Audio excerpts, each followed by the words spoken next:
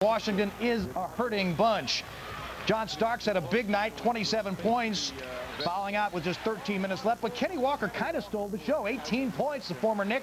14 rebounds off the assist from Michael Adams. That came in the first quarter. Patrick Ewing, a good first half, running the break well, took the pass from Doc Rivers and slammed it home. Wes Unseld & Company was down 49-39 at halftime, and in the third quarter, Starks and Ewing combining, moving without the ball beautifully. Ewing smashed it down. He had 28 points and 14 rebounds. Then on defense, great rejection with the pressure on the Knicks. The lead had been cut to 7. Running the break, Oakley, who had just 4 points but 19 rebounds, finished it off from John Starks, and the Knicks held on to win it 92-84 after losing a huge lead. We go to the Discover Knicks starting lineup for tonight. Anthony Mason will be at 1 forward, with Charles Smith continuing to have knee problems. Patrick Ewing in the middle as usual, Charles Oakley, and in the backcourt, Doc Rivers, who's been giving away to Greg Anthony lately, will start. John Starks will be at the shooting guard. Now to the Pacers lineup for the night. Derek McKee, the former Seattle Supersonic, who is just getting his feet wet in Indiana. Rick Smits in the middle, the big 7'4 Marist product. Dale Davis at 1 forward. Pooh Richardson, 17 points last night against the Nets, including a big shot in overtime, and Reggie Miller, who burned the Nets for 28 in their victory, will go at the other starting guard. So we are set for our first trip to Market Square Arena on the season. Marv Albert and John Andres are set to give us the setup for tonight's game between the Pacers and the Knicks. Let's go to them now. All right, Mike, and this will be a sparked-up crowd tonight at Market Square. The Knicks and Pacers now a genuine rivalry coming off their fierce playoff series last season. John Starks will certainly be in the spotlight. John, not a popular guy in light of the headbutting incident last year with Reggie Miller during the course of that playoff series. John Starks, key factor, though, in that Knick win over Washington on Wednesday night, hitting some clutch buckets down the stretch when the Knick offense had gone south. Well, the Knicks and Pat Riley have been waiting for John to get the touch, and now he's had it for 2 successive games. And the other night in Washington, Marv, as you say, he really got it back. He had so many jump shooting opportunities, which is surprising considering what a good jump shooter he is. But against Washington, he really had opportunity the other night. Interesting to see him get some wide open jumpers from time to time, and that made it very easy. Sometimes a good shooter lets that distract him, all that wide open space there, but it didn't bother John. And then at one point, he and Patrick Ewing played catch, and John hit a very big 3 down the stretch in that game as he and Patrick were in sync together. Big 27 points for Starks, 9 out of 19 from the field, 4 out of 8 threes as well. And John, of course, told us after the game, as you remember, he expected to hit all 8. He was a little angry with himself. Well, I'm sure he'll get another chance tonight. All right, and the Indiana Pacers are now coached by a familiar face, Larry Brown. Larry has certainly made the rounds during the course of his career, but he has won wherever he has coached. Carolina Cougars, Denver Nuggets, UCLA, back to the pros. In recent years, San Antonio, the Clippers, and then the Indiana Pacers. And John talked with Larry and asked what has brought him to Indiana. It's a job, you know, an opportunity to coach basketball in the NBA. When you signed with the Clippers, Larry, the owner at that time predicted that you would be there for 10 years, and it was a much shorter run for you. Did you leave there unhappily? No, not at all. I was offered a lifetime contract, which I accepted, and then when it came down to signing the lifetime contract, I was offered a 1-year deal. And so when I left, I didn't have a contract. And that's why I'm in Indiana, and I feel fortunate that I'm here. And Larry pleased to get his first win last night as coach of the Indiana Pacers. The Pacers winning at the Meadowlands, knocking off the New Jersey Nets in overtime. Larry was part of a very unstable franchise in Los Angeles that he left out, but that was obvious. And he's, of course, happy to be reunited with the general manager of the Pacers, a former teammate of his in college, Donnie Walsh. And you know that makes him feel very comfortable, and I'm sure he senses some stability here in Indiana. Okay, when we come back in just a few moments, Mike Breen will be chatting with Malik Sealy, the one-time St. John's standout who had a little problem last season with a missing playbook. We'll get to that just a couple of minutes. Right now, let's get back to Mike Crispino. All right, thank you, Marv and John. And the Indiana Pacers and the Knicks get set to play here on the MSG Network, and we'll be back to that game in a few moments. Malik Sealy coming up, as they mentioned. We'll be talking with Mike Breen as the Knicks and the Pacers square off for the first time after their confrontation in the playoffs last season. Stay with us. New York Knicks Game Night is brought to you by Motorola. A class, we might add, that includes Accord and Camry. The all-new 1994 Mitsubishi Galant. Buy a new Galant S, just $199 a month and only $1,000 down.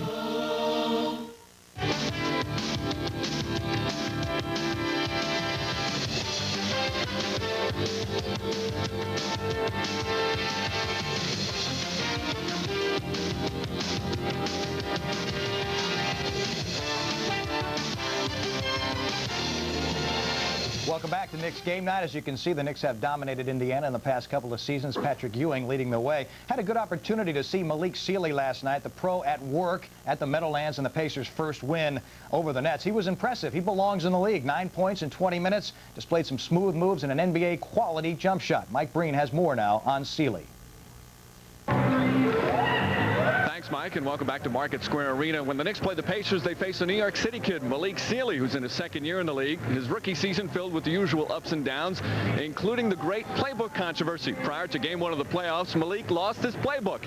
As for who found it, well, as far as Malik Sealy is concerned, the worst possible person in New York. Indiana Pacers Knicks playoff book. Pretty good, huh? Some of the plays some of you fans might be interested in. This is called 21. Yeah. Press attack versus 2-2-1 and 1-2-1-1. That ought to work. This play works every time, believe me. I've seen this play. This play works. This play could turn it around for the Indiana Pacers. Let's see some of the things they have to say about some of the players. Some of the observations here that they make about the players, I think. Don't you think that's a little bit? Malik Sealy would have been better off getting mugged at the airport than having this fall into your hands. All right, here's what they say about Rolando Blackman. Not a very good defender. Be physical with him. Afraid of us. Doesn't like to get bumped. Will fold up in fetal position and cry like baby. Is panty waist. Make little hen noises. Tony Campbell. Very poor defense. We must go right at him. If he plays, we win. As you might imagine, the New York fans seized upon the opportunity to poke a little fun at the former New York City kid. At Game 1 at Madison Square Garden, some playbooks appeared and gave Malik a little bit of razzing. Malik Sealy has certainly rebounded from that incident quite well, and he joins us now. Rookie season, a lot of things to learn. That was one of the more interesting scenarios for you. What do you remember from it? Well, the biggest thing I remember is my mother woke me up at about 7 in the morning, asking me did I know what my playbook was, and that's when I realized that I had lost it. And, but that's the thing that I remember the most. Some good things came out of it. For example, the playbook was sold and the money going to charity, and you made the little playbook tie out of it as part of your line of ties, which has been very successful. Tell us a little bit about the ties and how that all started. Well, fashion has been something that's been in my family for a number of years, and I figured I would start with ties because they're in big demand now, especially conversational ties, which is just what it sounds like, a tie that you look at and it provokes conversation. I think the playbook all came about from that situation that happened during the playoffs last year, but it's been a really big seller for me, and it's worked out quite well, especially in the New York area. Well, the ties have been getting some pretty good grades. So is your play so far in your second season. Right now, second leading scorer on the team. You really seem a lot more comfortable on the floor. Well, I came back a lot stronger. I came back better prepared mentally. And Coach Brown has worked with me along with Bill Blair. Things are working out really well for me, and hopefully I can continue to do those things that will keep me out on the floor. All right, Larry Brown, the new man here. Why is he so successful in helping you? What makes him such a terrific coach? Well, I think he lets a player do what he does best. He doesn't try to limit players and tell them what they shouldn't do and cannot do on the floor. He tries to get you to do a little bit of everything. And for me, that's made me a little more comfortable out there. Now, I know coming from New York, the Knicks is always a little extra special for you, but you've been through a full year. Do you get extra pumped for the Knicks tonight? Always. Anytime I play a New York team, I get a little pumped up. And this is especially a big thing for me when I go back and play at the Garden, because I played so many of my college games on the Garden floor. Thanks for the tie, and also good luck rest of the season. Thank you very much. Malik Sealy here at Market Square Arena. Now let's go back to Sports Desk and Mike Crispino. Coming up next on Knicks Game Night, Drazen Petrovic's story, of course. The NBA and the Nets will miss him badly, and they began the healing process last night at the Meadowlands. We'll have that story coming up.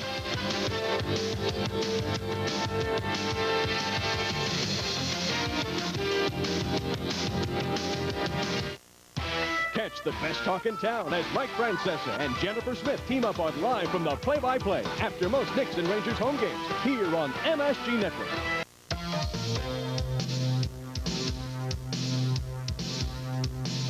Nobody beats Long Island Diamond prices. My dad got my mom's ring here. Long Island Diamond saves you a lot of money. We got the diamond we wanted at the price we wanted. Long Island Diamond has a world-class selection of all sizes, shapes, and price ranges.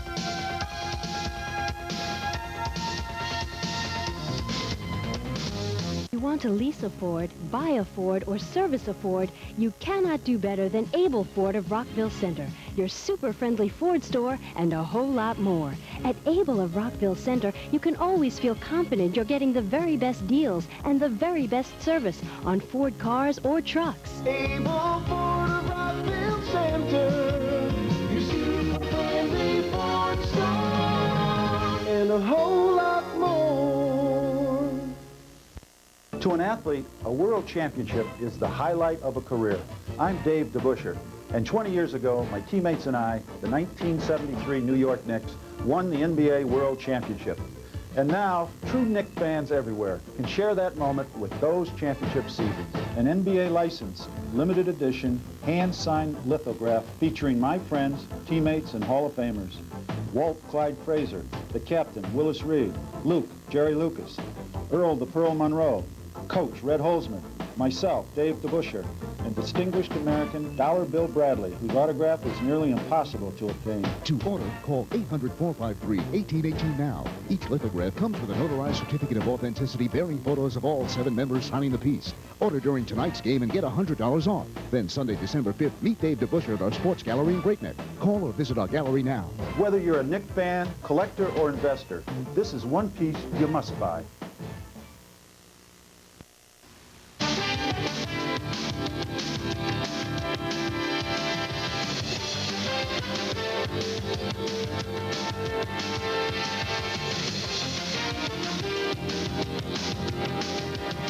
Welcome back to Knicks Game Night. Some say that Drazen Petrovic was not going to return to be a New Jersey Net this season before he was tragically killed last June in an auto accident. But that doesn't diminish his achievements and the impression he left in his short time here. Last night, the Nets paid tribute at the Meadowlands to one of the most engaging entertainers the NBA has seen in recent times.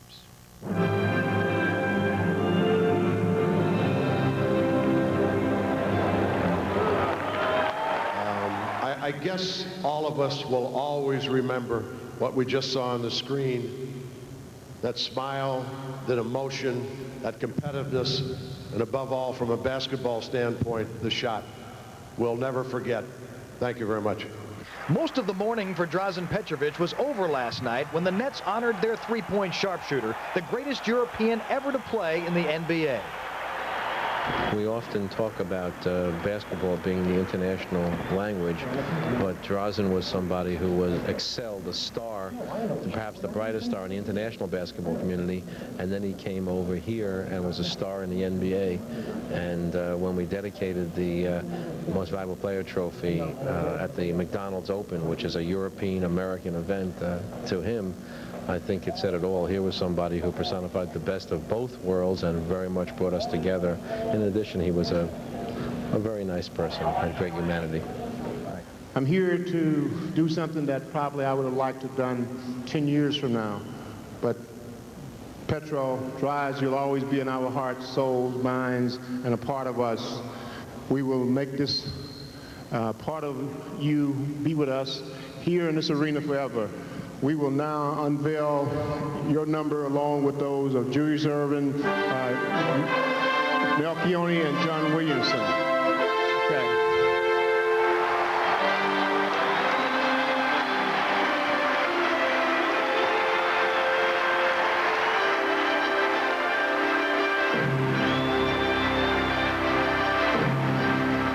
Petro's parents and brother Alexander were on hand, thousands of miles from Croatia.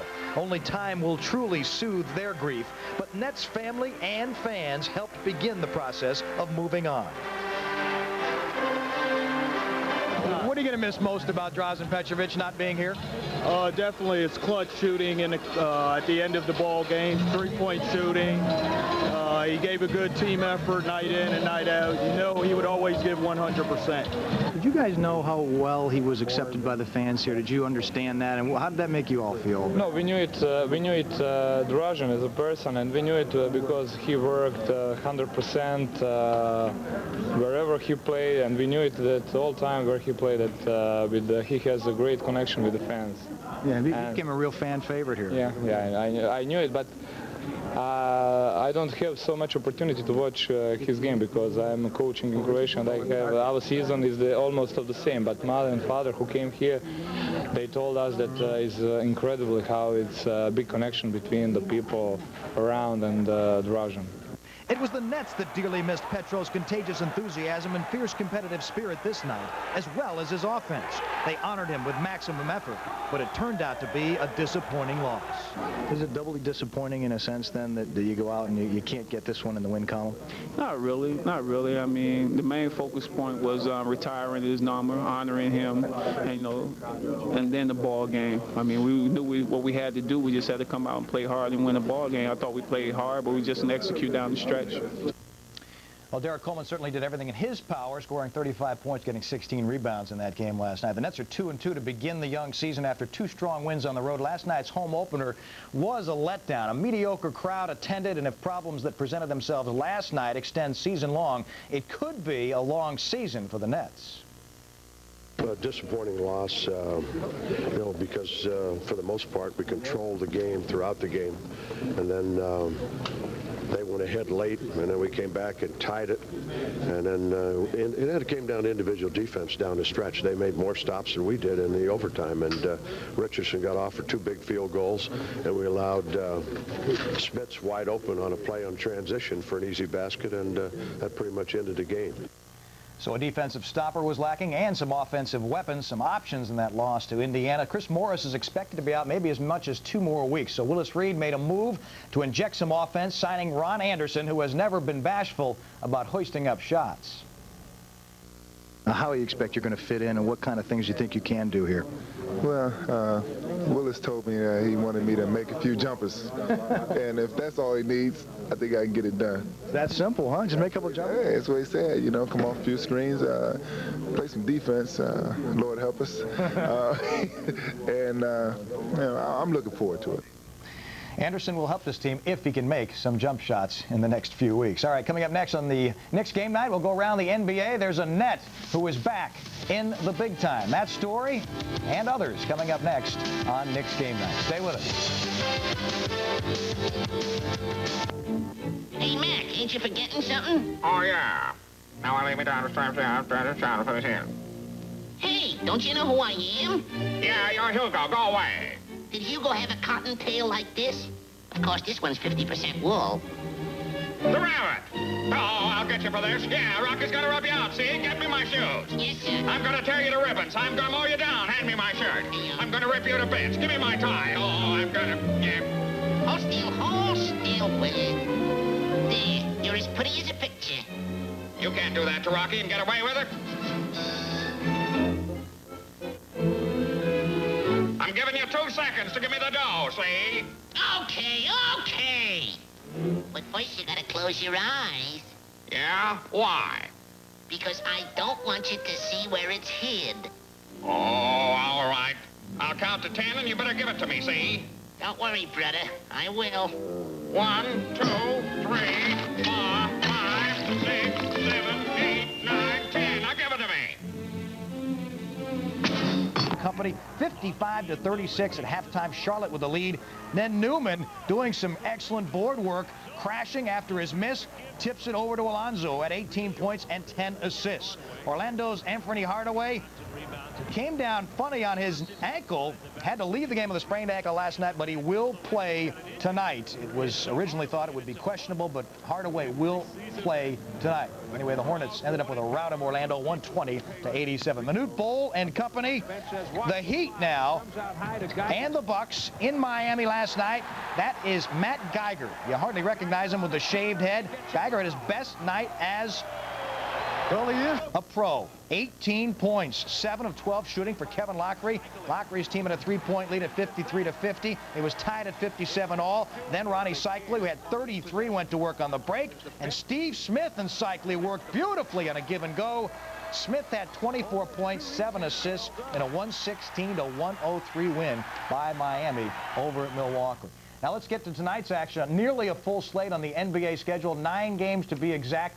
Starting with Charlotte and Boston, they are just underway at Boston Garden. The Celtics are after their 4th straight victory. They are 17-3 all-time against Charlotte, 9-1 against them at home. Miami is in Orlando, the Battle of Florida. Shaq had 42 the first time these two played. We'll have highlights of that halftime of the Knicks and the Pacers here on the MSG Network. Philadelphia and Washington. Philly's only win came against Washington. Sixers have yet to score 100 points. Dallas is in Minnesota. Somebody will have to win that one. Both of them are winless. Mavericks have yet to score 90 points. Olden Polynice has been averaging 13 rebounds in the absence of Dennis Rodman. Detroit is not off to a great start, however. They're in Utah tonight. Cavaliers continue their 6-game road trip. Chris Webber will play tonight for Golden State. Denver has won 8 games all last year away from home. They're in Los Angeles to play the Lakers. Atlanta at Portland, where the Blazers have won the last 7 against the Hawks, and San Antonio against the Kings as the Kings try to keep their home record perfect on the 1993-94 season. That wraps it up for us here on the Knicks game night. Coming up next, the Knicks and the Pacers from Market Square Arena in Indianapolis. Enjoy it. We'll be back at halftime. New York Knicks game night has been brought to you by Payne Weber. We believe our most important investment. Last season, Patrick Ewing and the New York Knicks endured an intense opening round playoff series against the Indiana Pacers. The Pacers gave the Knicks all they could handle. In fact, at one point, things looked quite grim for New York. But Doc Rivers revived the Knicks with a spectacular effort in Game 4, and the Knicks survived the scare. The Pacers, meanwhile, have since changed their look, and Latrell has relocated to Seattle in a trade for Derek McKee. Coach Bob Hill was let go soon after the playoff loss to the Knicks and is now an assistant in Orlando. Larry Brown has been brought in to make the 8th stop on his head coaching tour. And tonight, his new club, led by Reggie Miller, will take on the undefeated New York Knicks.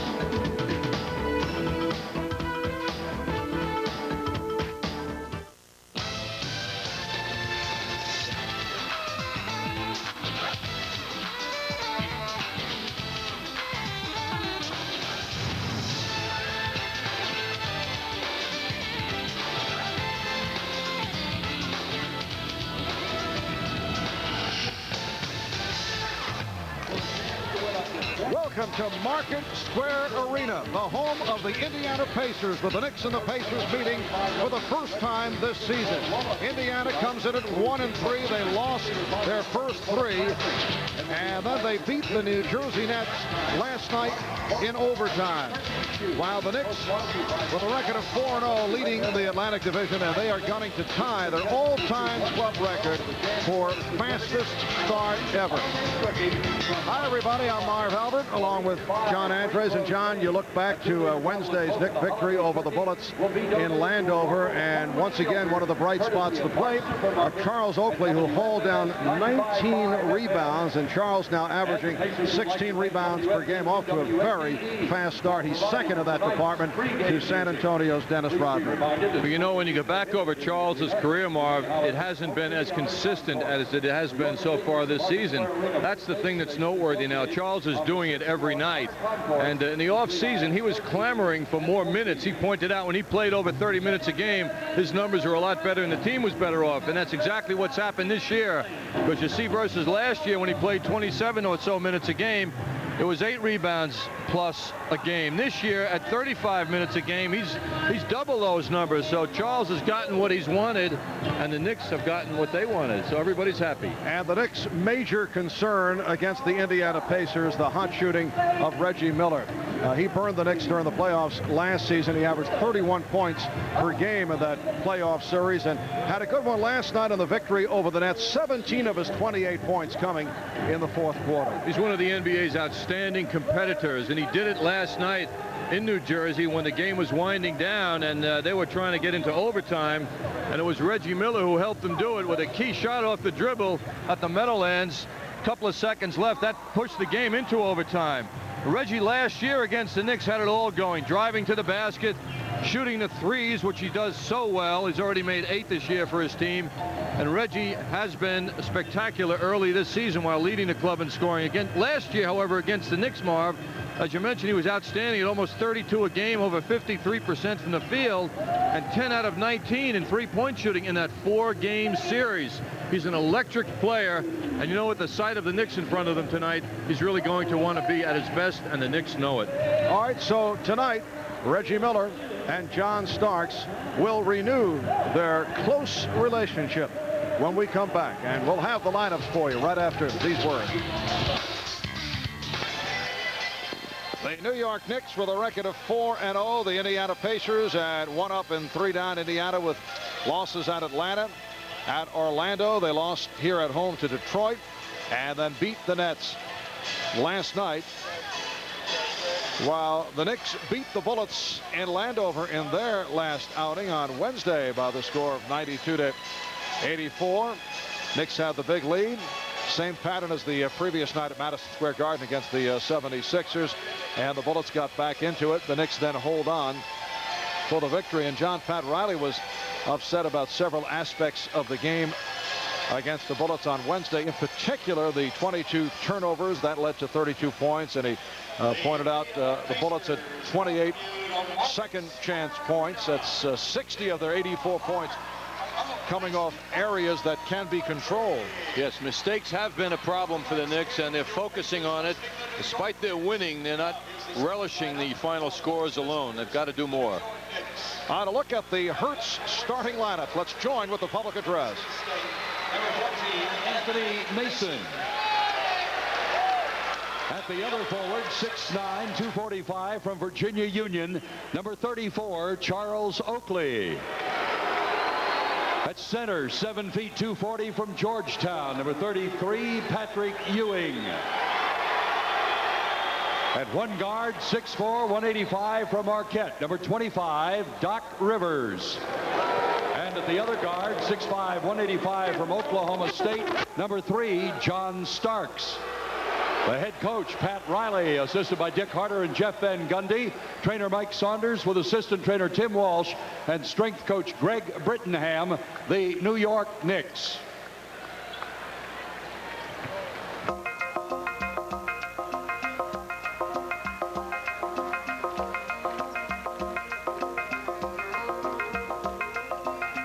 And now, here's tonight's starting lineup for your Indiana Pacers.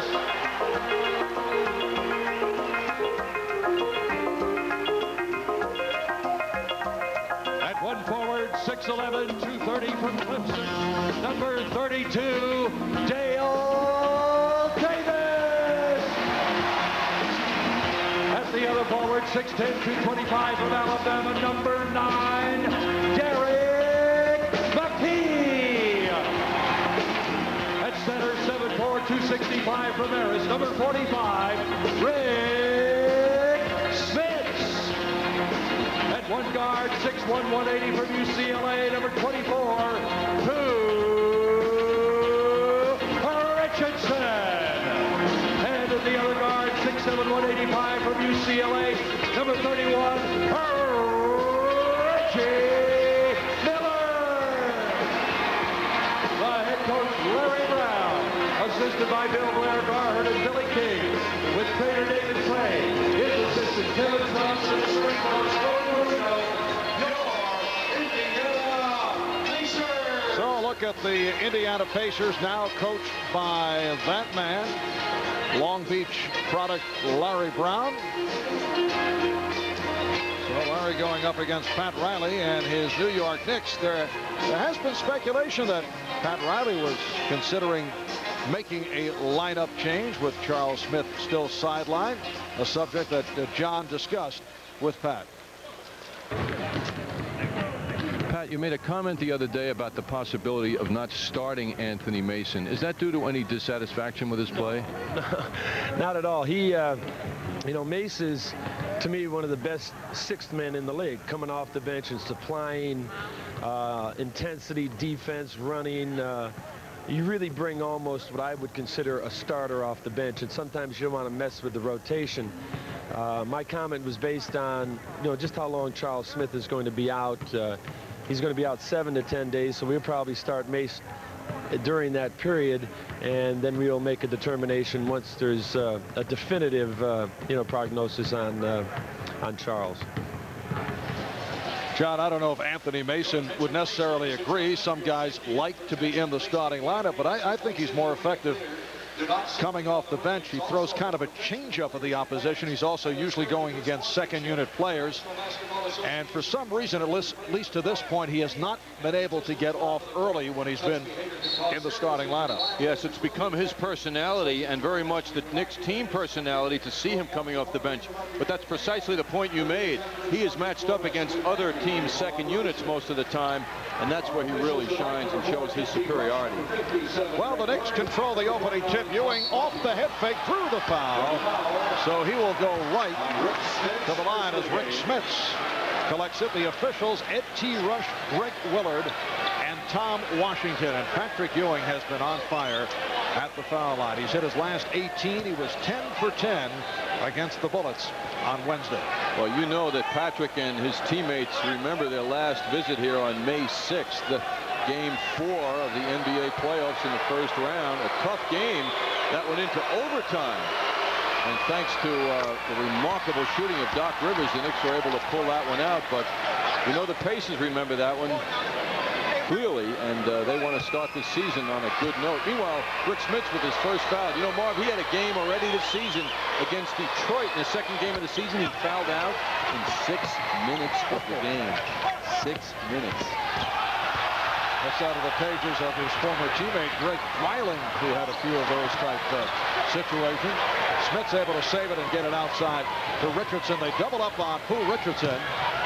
And Smits, let's see, was he bumped or travel?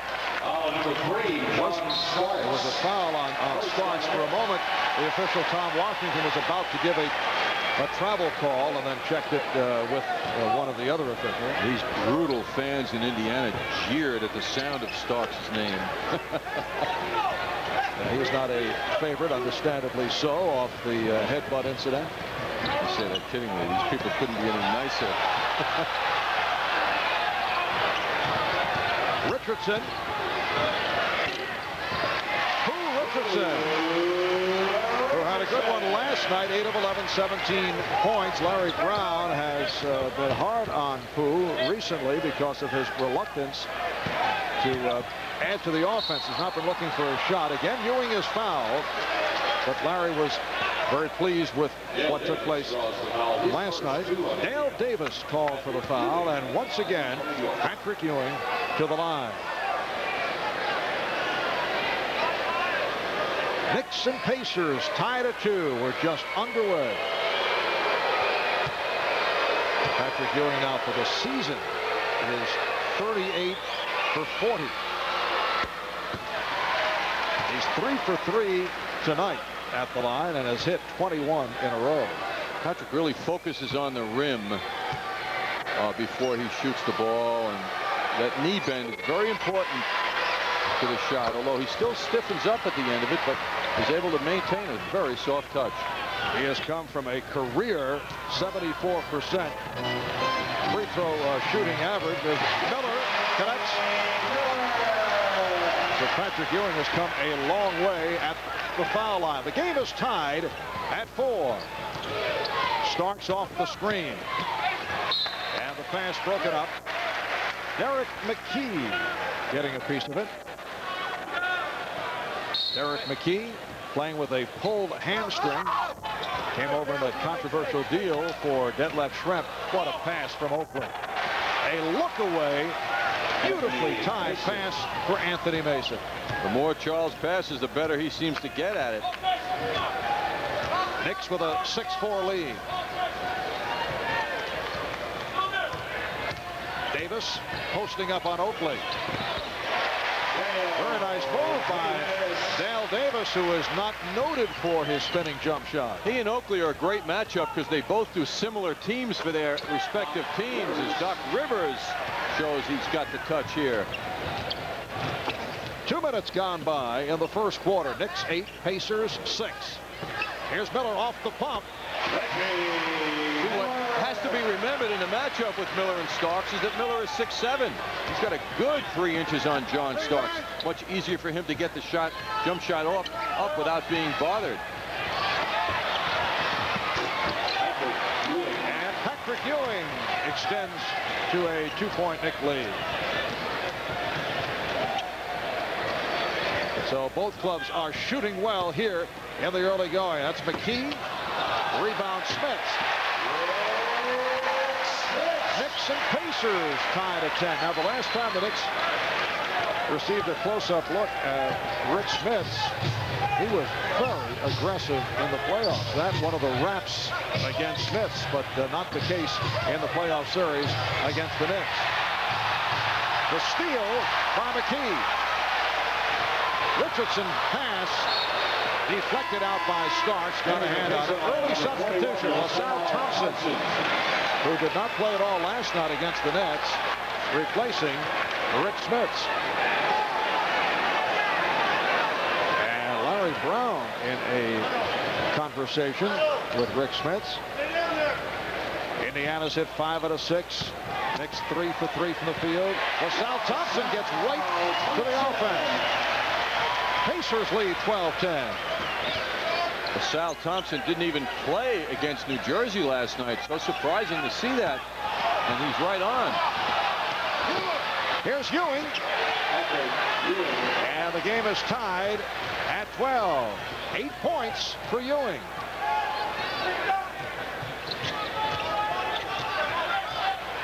Richardson. Richardson was wide open. Thanks to a pick, it looked like from Reggie Miller. And the Pacers lead 14-12 off the steal. Here's Miller putting the move on Oakley and draws the foul as Oakley goes down. Fell over one of the cameramen. Reggie Miller will go to the line. Think Reggie Miller enjoyed that? I do. John Starks doesn't protect the ball quite enough from behind. Nice play by Reggie Miller, though. He kept pursuing John. Reggie's a physical player despite that string bean stature. And he felt Oakley in front of him off balance, and he took advantage with that little extra nudge. Art Miller hits the first. He is an excellent free throw shooter. 93% for the season. He's 28 of 30 from the line. Reggie, despite the long jump shooting ability and the love of the jump shot, still goes to the line far more than any of his teammates because he also is adaptable. He will drive to the basket time after time, set up his jump shot later on. Indiana leads by 4. Biggest lead for either team. 4 minutes gone by in this first quarter.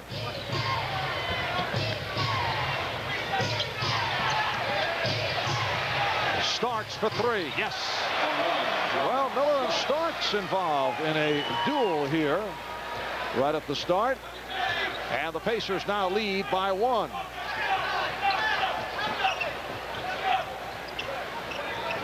McKee. Backdoor pass for Miller. Miller beats Starks. Again, that 3 inches of height helped Miller. He posted up Starks, but what was so effective about that play is it happened so quickly. Indiana leads by 3. Ewing gets inside. Patrick Ewing having a very easy time getting to the basket. He now has 10 points. Well, as Miller enjoys the advantage of height over Starks, Ewing also enjoys the height advantage over Thompson. Thompson, Oakley with the rebound. Charles Oakley comes in averaging 16 rebounds per game. Foul on the Pacers. And the Knicks are calling for a timeout. 6:52 remaining, first quarter. During the playoffs last season, in Game 3 this early third quarter, you see Reggie Miller moving back down court along with John Starks. A lot of trash talk between the two, and then the headbutt by Starks. Patrick Ewing very upset. He knew that Starks would get the ejection from Jake O'Donnell with that move, and the Knicks, following the ejection by Starks, Pat Riley not pleased, and the Knicks lost that ball game. They came into it up 2-0 in the playoff series. Indiana went on to a 27-8 tear after Starks got the thumb. And Reggie Miller finished that game, which was a big one for the Pacers, with a 36-point effort. He explained his performance afterwards to the fans by saying, "I can't stop myself," much less the Knicks. All right, post-up move by Mason. And poked out of bounds by Oakley. Both clubs remain the same following the timeout. 6.5 remaining in this first quarter. Indiana 18 and the Knicks 17. Richardson setting up against Rivers. Starks did not like the call. A holding foul on Starks. And that is his second personal.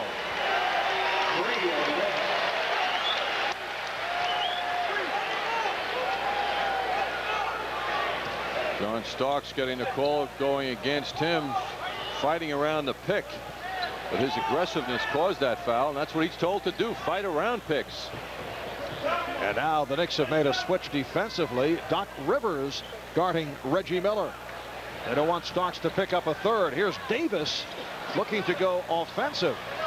Usually Dale Davis scores on the putbacks and dunks. Starks with a strong move and then rejected by Davis. Beautiful block by Davis. Here's McKee for three. 6'10" Derek McKee. He has great skills, has not done it consistently at the offensive end. That has always been the rap on Derek McKee. Ewing couldn't handle it. Times will disappear and has frustrated coaches, but just an excellent all-around defender and handles the ball well. And as you just saw, shoots the ball extremely well for a guy 6'10". Well, Larry Brown is known as a defensive-minded coach in many ways, and when you talk about McKee to him, he starts with defense when describing McKee's skills. Indiana with a 4-point lead. Antonio Davis, a rookie from Texas El Paso, wearing number 33, has come on for Indiana. Rick Smits has checked back in. Here's McKee pitching it out to Richardson. The Pacers are on fire. So Indiana now leads 23-17 as we come up on 5 minutes to go in the first quarter. Rivers, yes, Doc Rivers with a nice pull-up jump shot. Richardson almost had it knocked away by Hubert Davis, who just came on. Davis replacing Starks. John Starks sitting down after picking up a second foul. Miller changed his mind. This is Davis. Antonio Davis, drafted on the second round by the Pacers back in 1990. Played the last couple of years in Italy and Greece, and very impressive for the Pacers in the Summer League last July. Marv, you look at this guy's body and you think he and Oakley are going to have fun together. Antonio Davis looks ready physically to deal with Charles Oakley. Ewing for Oakley. Yes. Charles Oakley. Indiana 25. The Knicks 21. Richardson now guarded by Davis.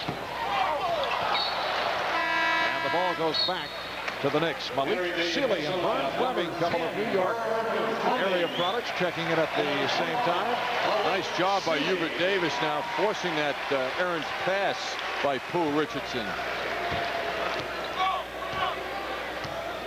The Knicks have Rivers and Davis in the backcourt. Ewing, Mason, and Oakley up front. Davis picked up by Sealy. Ewing now being played by Antonio Davis. Oh, Hubert Davis, crowd wanted to travel. No call made. Here comes Fleming. It's a 3-on-2. Sealy. And Smits gets to it. Nice feed for Sealy. Pacers lead 27-21. Boy, that play's got to make Pat Riley grit his teeth. Sealy just floated right across the middle, and Knicks went to sleep on that. Biggest lead of the night, Indiana by 6. Hubert Davis, tough angle jump shot, and again you saw that lightning quick release. Man, is he reliable. He's right into the game with a touch. Pacers lead by 4. 3 minutes remaining in this first quarter. Illegal defense called against the Knicks for the first time. Anthony Bonner and Greg Anthony now checking in, replacing Anthony Mason and Doc Rivers. So the Pacers get a new 24. Both clubs doing quite a bit of shuffling. Here's Sam Mitchell for Derek McKee. Well, there's been a dramatic change in the presentation of Greg Anthony. He fell asleep in the barber's chair. Yes, I see. Anthony guarding Fleming. Smits off the mark. Oakley with the rebound. Greg sporting the Michael Jordan look.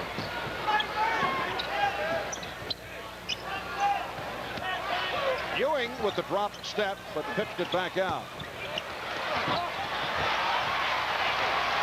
Good play by Sealy. Fleming. Vern Fleming with an effective change of direction. And Indiana leads by 6. Fleming also is a big guard at 6'5". He was tough for Greg Anthony to deal with when he stopped. Once again, Sealy guarding Davis. Oakley with the save. Shot clock at 5. Ewing. Foul. Foul committed by Sealy. And a timeout is called. 2:10 remaining in this tomorrow night. And the Rangers back at the Garden on Sunday, going against the San Jose Sharks. 7:30 game, and all fans in attendance will receive a Rangers team poster courtesy of Reese Restaurants. Rangers and San Jose team poster night this Sunday, November 14th. Tickets are available at the Garden box office or by calling Ticketmaster at 212-307-7171.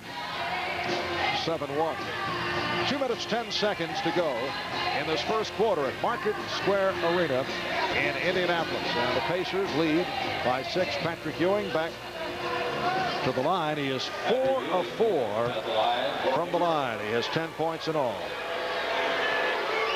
Considering that the Pacers played last night and flew back to Indiana, they are playing with very high energy here in the opening quarter, matching the Knicks' determination very, very impressively.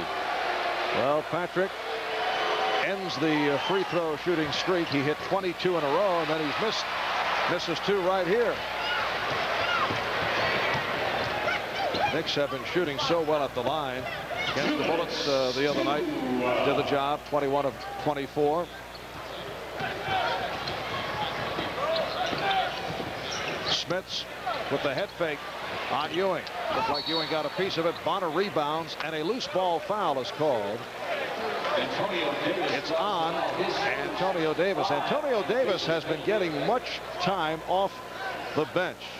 Goes 6'9", a very solidly built 230 pounds. There he is, number 33. He's played ball in Greece for the first 2 years out of college, then in Europe. in Italy last year, and he has matured. His game has come around, and it looks like the Pacers have found someone who suggests the impact that Anthony Mason has had on the bench for the Knicks, coming off the bench. A big-time player potential. Not only is he a big fellow, but he's been playing big for this team. A very solid rebounder and an impressive presence that he has established in his first 5 games in the NBA. Well, the Knicks now have missed their last 4 foul shots. 2 by Ewing, 2 by Bonner. Indiana 29 and the Knicks 23. Sam Mitchell guarded by Anthony Bonner. Vern Fleming led by Greg Anthony. No standing around by the Pacers on offense. They're not getting far. We're not getting good shots, but they had good motion out there. Just to beat the 24 and then get it back. Spitz. Indiana now leads 31-23. That's their biggest lead. They've hit 14 of 21 from the field. It's also a high number of shot opportunities. The Knicks are 9 for 14. Fleming with the steal. Sealy runs it down. Sealy on the drive, and he's fouled by Bonner. Barb, Larry Brown was imploring his team as the Knicks got the ball over half court to come up and meet the Knicks, put pressure on the ball.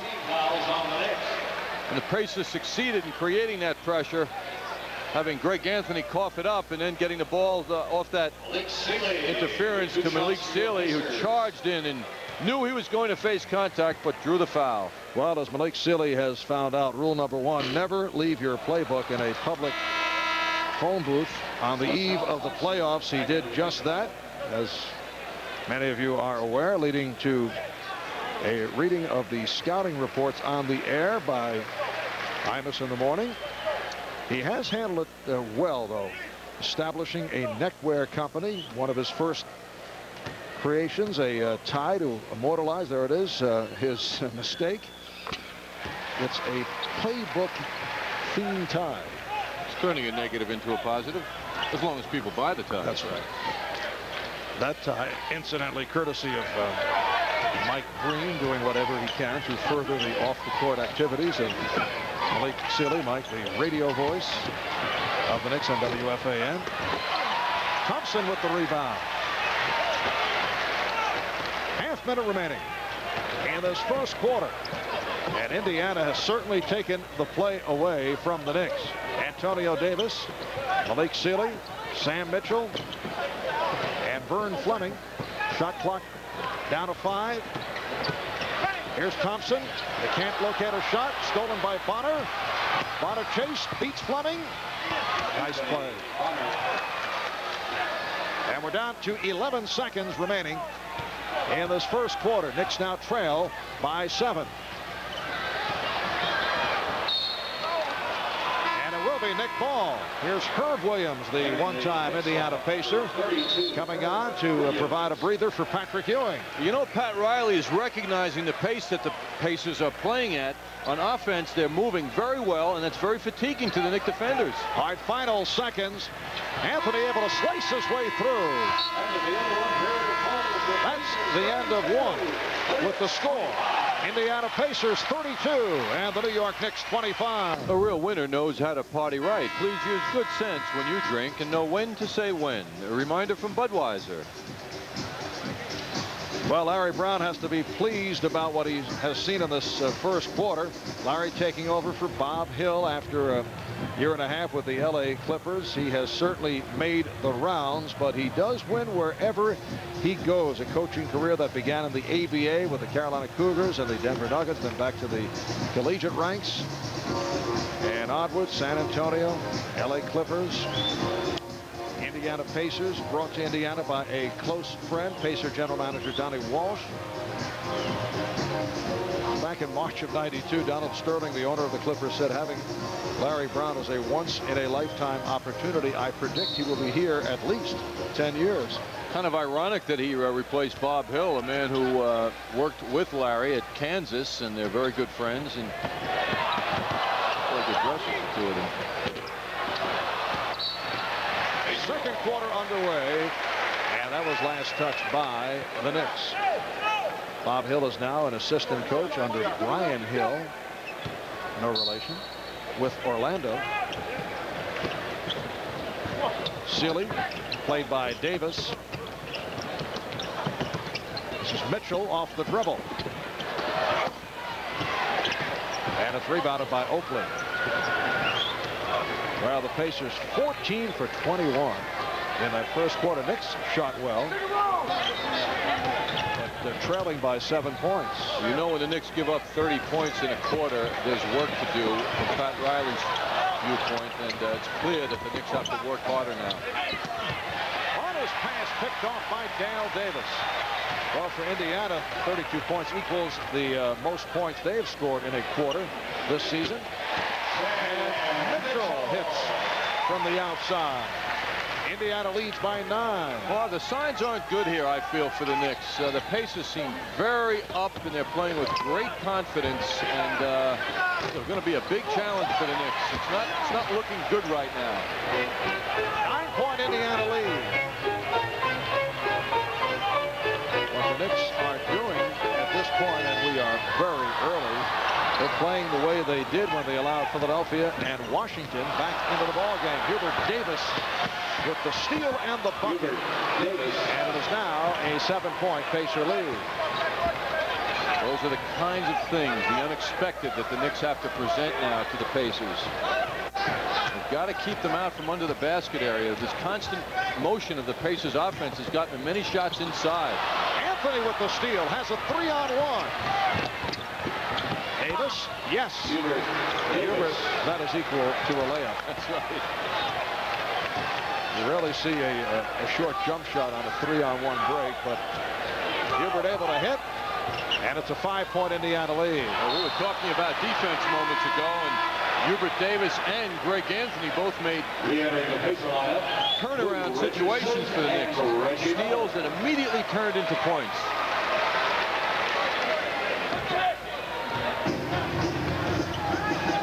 Early second quarter. 2 minutes gone by. Marv Albert, John Andres from Market Square Arena, Indianapolis, Indiana. Herb Williams. So the Knicks with a 6-0 run, and they've cut the lead to 3. Larry Brown calling a 20-second timeout. This, John, an enormous sports weekend in Indiana. Knicks and Pacers tonight. Notre Dame, Florida State. Tomorrow, South Bend. Jets and the Indianapolis Colts. Sunday at the Hoosier Dome. Knicks will move on to the Garden tomorrow night, facing the Milwaukee Bucks, and then they turn around, hit the road again. They play at Dallas on Tuesday and San Antonio on Wednesday. Well, it's nice for Herb Williams to get some playing time here. Certainly, he played the first 8 years of his NBA career with Indiana before moving on to Dallas for Detlef Schrempf, oddly enough. And Herb has happy memories here. He scored a lot of points in Indiana, over 8,000 points. Again, the Pacers turn it over, so things have suddenly become very sloppy at the Indiana end. Now they double up on Anthony. Oakley back to help. Tony Campbell is getting set to come on for the first time. Here's Anthony Bonner. Yes, Anthony Bonner from the outside to bring the Knicks within 1. It is an 8-0 run for New York.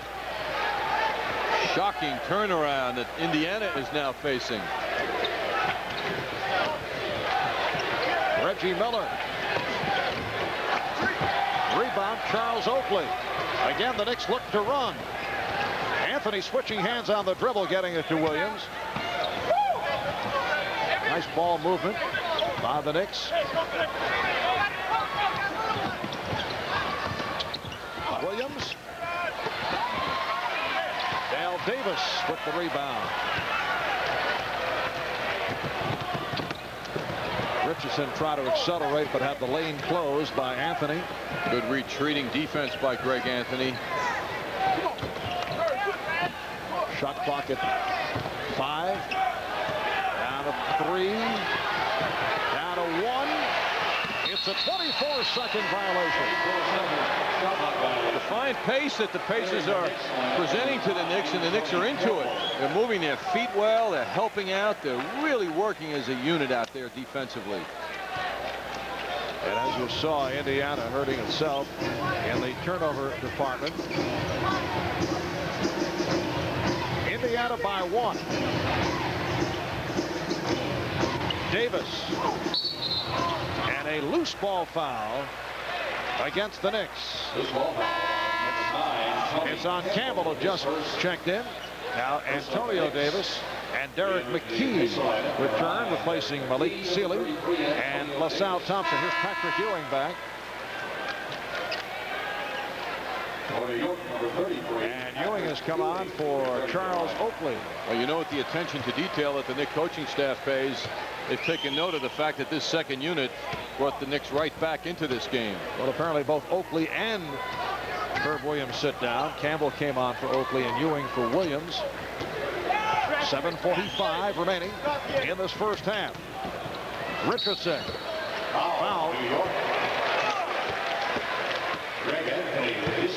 Anthony called for his first, so Patrick Ewing is back in his absence. The Knicks able to take advantage of several Pacer turnovers and outscored Indiana by the count of 8-2. Here is Pooh Richardson on the line. Pooh in his second year with Indiana, acquired in the deal for Chuck Person. Last season averaged just under 8 assists per game. He has also, the coaches say, improved his defensive work. Set back in the playoffs by a badly bruised right thigh. And then Vern Fleming came on and played very well in Richardson's absence. Who also got a big contract in the offseason. Indiana 35 and the Knicks 33. Campbell rebounded by Antonio Davis. I think his head is around the rim in those rebounding situations. Well, Bonner back to break it up. And last touch by the Pacers. The officials checking with each other. Greg Willett underneath the basket. Tom Washington outside. Turnovers really hurting the Pacers now.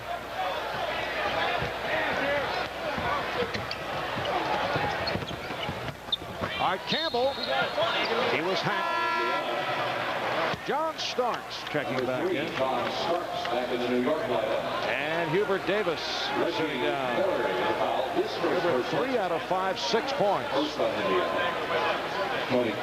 the Knicks now go with Starks and Anthony in the backcourt. Ewing, Bonner, and Campbell up front.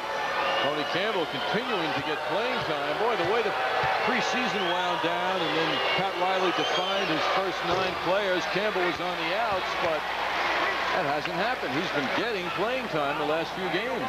Well, that fine Nick free throw shooting has gone the other way. They hit their first 4 tonight. They've missed their last 5. 2 by Ewing, 2 by Bonner, and 1 by Campbell, who connects on 1 out of 2 to bring the Knicks within 1. And the Knicks are 5 of 10 from the foul line. 5 minutes gone by in the second quarter. LaSalle Thompson guarded by Patrick Ewing. Rather, Dale Davis guarded by Patrick Ewing. Dale Davis looking for his shot from the outside right throughout the first half. Ewing putting the spin on. And he's called for traveling. Well, Mark, Dale Davis, much like Charles Oakley last year and time before that, always felt he was out of the offense for the Pacers, and they've made an attempt to get him into it more, and he's accepted it. The latest team news and game highlights here on MSG Network, the best in the game. It was nice of Jets general manager Dick Steinberg to stop say hello to us before Marvin. I know that you, as part of the exciting weekend here in Indianapolis, will be staying over an extra day or 2 to the Jets game this Sunday. Jets and Colts at the Hoosier Dome, and I'm told that my football color commentating partner Paul McGuire is somewhere in this building watching a basketball game for the first time since he lives in Buffalo, since he saw Ernie DiGregorio play for the Buffalo Braves. I think he may have to have the action explained to him. Knowing his sense of humor, do you think he's in disguise in the stands? It's hard to tell when Paul is in disguise or not. Dick Steinberg, a big basketball fan. I always get the feeling that he's looking at these NBA guys and thinking, what a fine tight end so-and-so would make, or defensive end. And that would be the case with this guy, Antonio Davis, who goes 6'9", 230 pounds, and he's given Indiana a 37-34 lead. All I have to say after that hoop is, wow. Was he up there?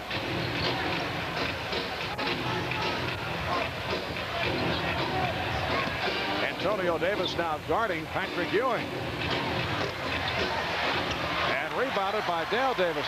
Rare situation for the Pacers as Richardson tried to slip through. Rejected by Ewing. Fast break, 3-on-1. Starks for Campbell. Oh, John Starks doing the right thing with that ball. Boy, there was a time when he would have shot that ball. Indiana now leads by 1. And a pushing foul with Campbell trying to guard McKee. Called on Campbell. Number 14, Anthony Mason. Take a look at his lead pass. Antonio Davis soaring up to that rim for that slam dunk. You don't see guys that heavy get up that high very often. Anthony Mason is back, replacing Anthony Bonner, who played well, and a foul called on Mason. It's unusual for the Pacers to go with the combination of Dale Davis and Antonio Davis at the same time. They lose a bit offensively, but Larry Brown has that combination on the floor against a rugged Knick club. I'm sure that is the reason.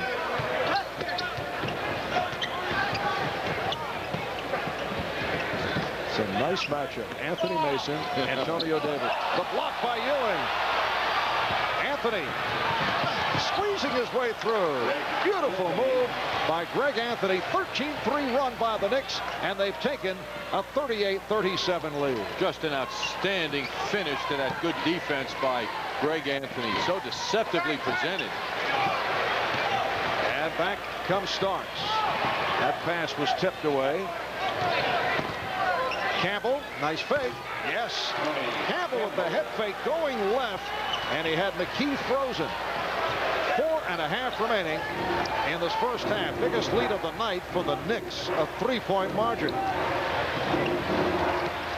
Pretty play. Dale Davis by himself, and Reggie Miller was able to spot the opening.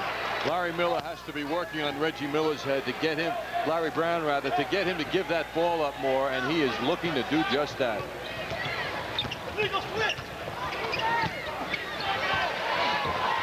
Ewing having difficulty getting inside, and then finally on the third option was able to hit. Knicks by 3. Ewing looks down on anyone on the floor, and the Pacers guarding him now. He is the dominant big man out there. Well, Rick Smits has been in and out of the lineup. Oh, the pass picked off by Starks. Jumping to the passing lane. Leads Mason. And the Knicks with a 44-39 lead. And this stretch, John, the last 4 or 5 minutes, may be the Knicks' best stretch of the season. Want to hear an amazing number? 32-point first quarter for the Pacers. They've scored 7 in the second quarter. Antonio Davis may have gotten away with a travel. It will be Indiana ball. Here comes Smits checking back in. 6 remaining on the 24. We have 3:14 left in this first half. Richardson couldn't find anyone. Here's Smits from deep. And again, Starks pushes it down. Anthony.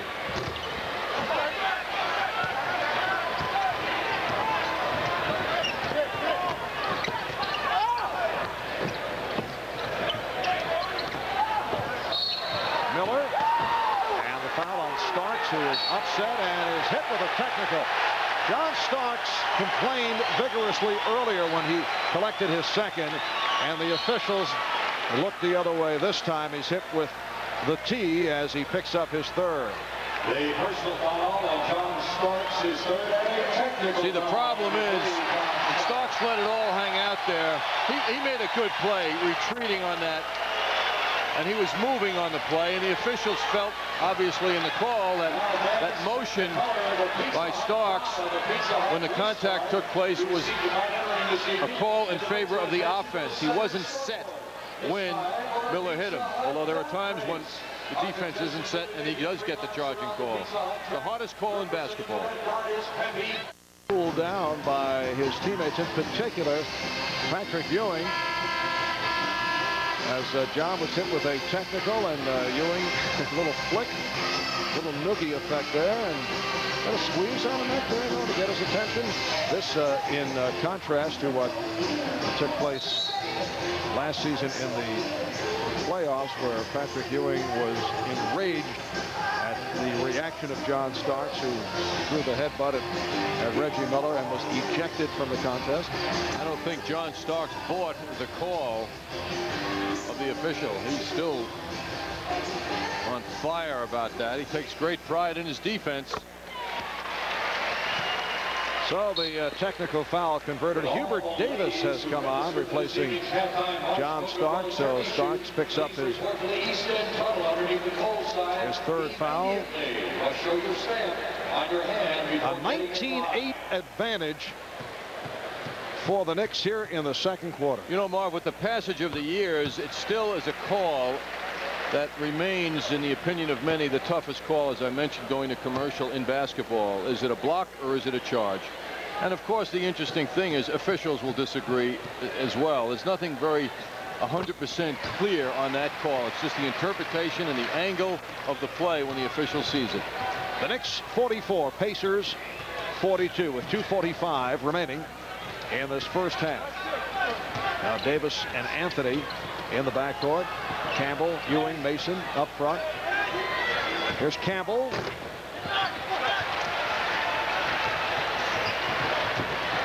Richardson and Miller now at the guard positions.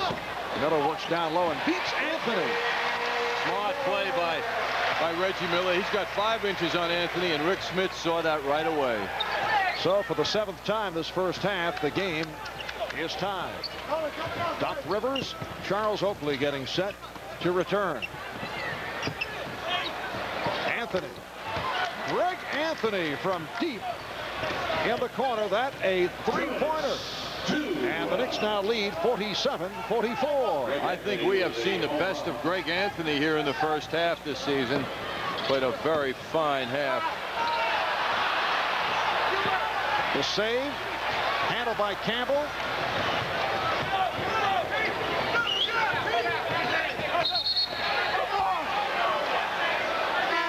Second violation call on Anthony Mason. Here's Malik Sealy reporting back along with Al Davis. Derek McKee, Antonio Davis sit down. Much shuffling by both Pat Riley and Larry Brown. Derek McKee is playing hurt, bothered by a pulled hamstring, so not able to go full tilt. But you get the idea there is pressure on McKee to play in light of the Reggie Miller is able to hit, and the Knicks now lead by 1. That was not a popular trade that was made by the Pacers, sending Detlef Schrempf to Seattle in exchange for Derek McKee. And a foul is called as Smith's got a piece of Ewing, and Patrick Ewing shaken up. Yes, he's hurting.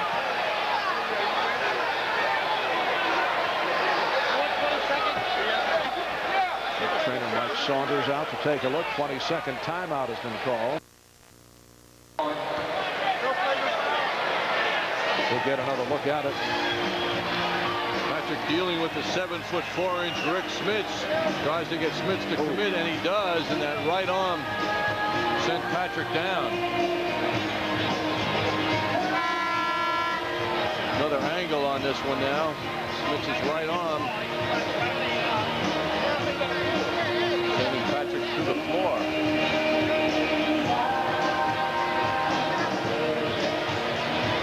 Took a good shot at the side of the head, but he's okay.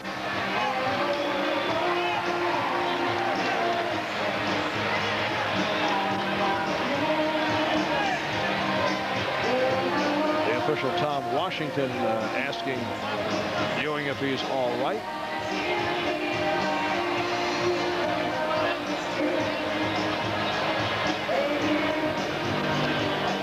They call a flagrant on that? Apparently they did. It'll be a late call regarding the flagrant foul. Well, unnecessary is usually the word associated with flagrant. That certainly didn't look to be defined as unnecessary. But from the officials' viewpoint, it certainly did, I guess. Larry Brown was stunned by the call, surprised it seemed to come well after the play. So the Knicks now lead 49-46 with 1:10 remaining in the first half. Mason rejected by Smith.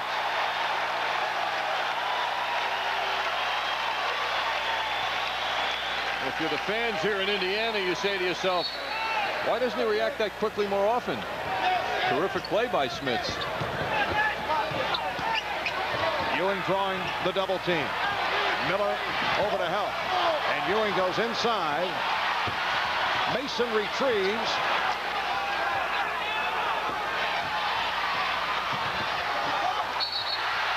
And Rivers couldn't control. Pat Riley upset. He wanted Mason to throw the ball outside, but he stayed down low. He had Sealy on him, and he sensed right away he could overpower Malik Sealy. That's why he held the ball.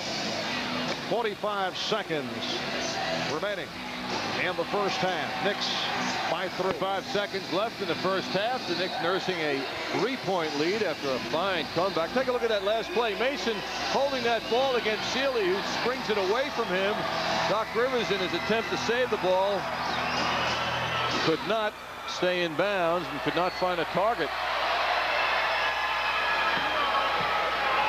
Indiana only 5 of 15 from the field in this second quarter. Apparently the call was that Rivers was able to call for the timeout, so the Knicks maintained possession.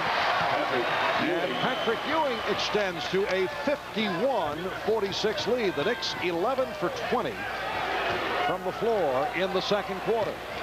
We are down to a half-minute remaining. And a foul, a hold on Rivers. The story of this second quarter is the remarkable defensive turnaround by the Knicks, allowing only 14 points for the Pacers after that 32-point beginning for them. Indiana connecting on 14 of 21 in that first quarter. Knicks over the limit. So Miller at the line. 16 points.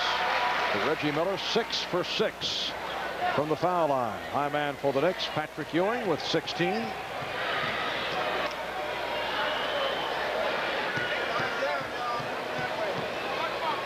Reggie Miller last year led the NBA with 167 3-point field goals, 5 short of the all-time record. He has not been looking for the long bomb in the first half.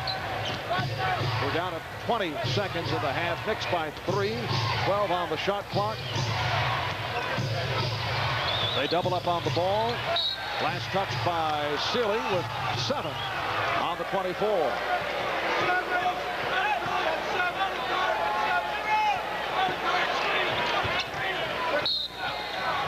Illegal pick, says Ed Rush. Got Mason on the move with a little elbow setting that pick. That did not escape Ed Rush, that's clear. 12 and 4/10 seconds remaining of the half as Indiana takes over. Down by 3 points. Richardson goes behind the back against Davis. Down to 5 seconds. Here's the 3-point attempt by Miller. Kept alive by Richardson and hits at the buzzer. What a shot. He banked the hook. A buzzer basket. Was able to find it off the scramble. And so at the half, the Knicks with a 51-50 lead on the Pacers. And apparently, Ed Rush pointing in the direction of Anthony Mason. Did he call a technical? I think he might have called a technical foul. Yes, he did. He called a technical on Anthony Mason. So John Starks and Anthony Mason Two guys who claimed they were going to calm it down on the court this season had a little bit too much to say to the officials. When we come back at the start of the third quarter, the technical foul shot will be taken. That's the story at halftime. Mike Crispino at the MSG Sports Desk coming up. Stay with us. Great look, beautiful hair. And only weeks ago, she came to my salon with a problem, dandruff. So I showed her what Head & Shoulders can do. We watched Lee and Mason up front, Rivers and Starks at the guards. John Starks playing with 3 personal fouls, guarding Pooh Richardson. So Doc Rivers will go against Reggie Miller.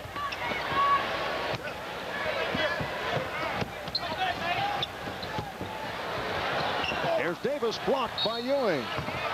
And a foul is called. Patrick Ewing's 3rd block of the game.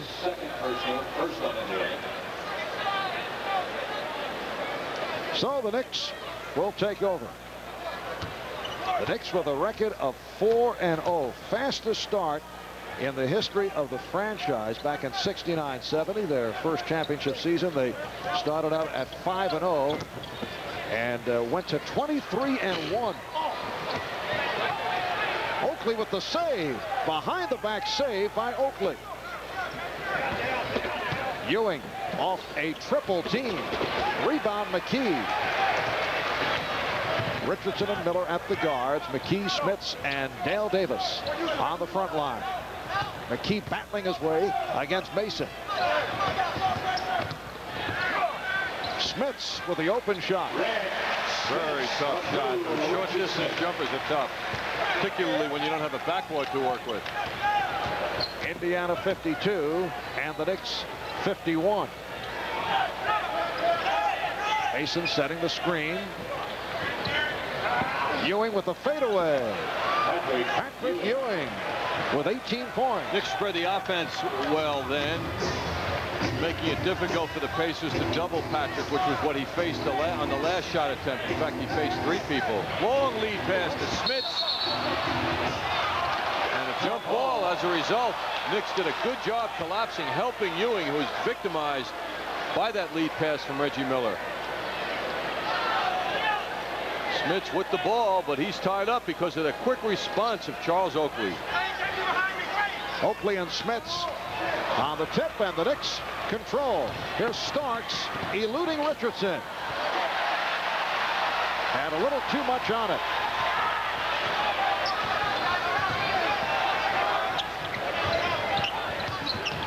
Mason playing McKee chest to chest.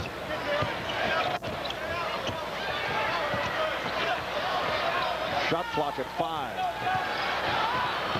Richardson forced into a very difficult shot.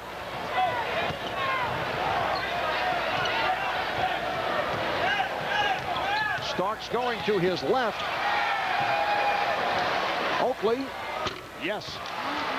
The Knicks 55, Indiana Pacers 52. Oakley's 3rd shot attempt of the game. That last sequence of defense was terrific by Mason and Starks. And the steal by Rivers. 3-on-2. Starks for Oakley. The Knicks lead 57-52.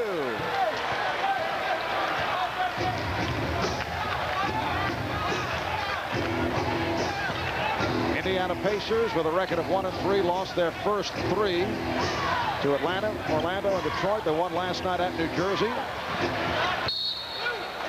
And it will be Nick Ball knocked out of bounds by the Pacers. Last night in overtime, Indiana over the Nets, 108-105. Reggie Miller shooting the Pacers back into it. Derek McKee came up with a critical defensive play. A strip of P.J. Brown.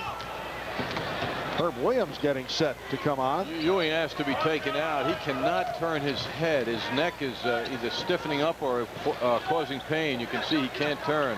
Apparently from that shot he took in the second quarter from Rick Smits, he is in pain. Ewing will go to the line. You can see his 3rd. Yeah. You know what's amazing though? He's in pain, right? He gets the ball right to the hoop. He forgot the pain when he had the ball in his hands. And then John Starks pats him in an encouraging fashion. I think hurt him as he hit him on the back. So Ewing to the line, 18 points, 5 rebounds, 6 of 8 from the line, 3 blocked shots.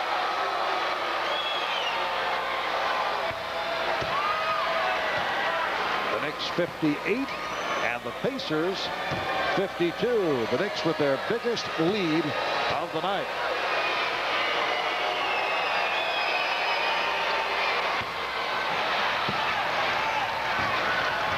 Yes, Patrick Ewing looking to come out, and Herb Williams will come on at the next whistle.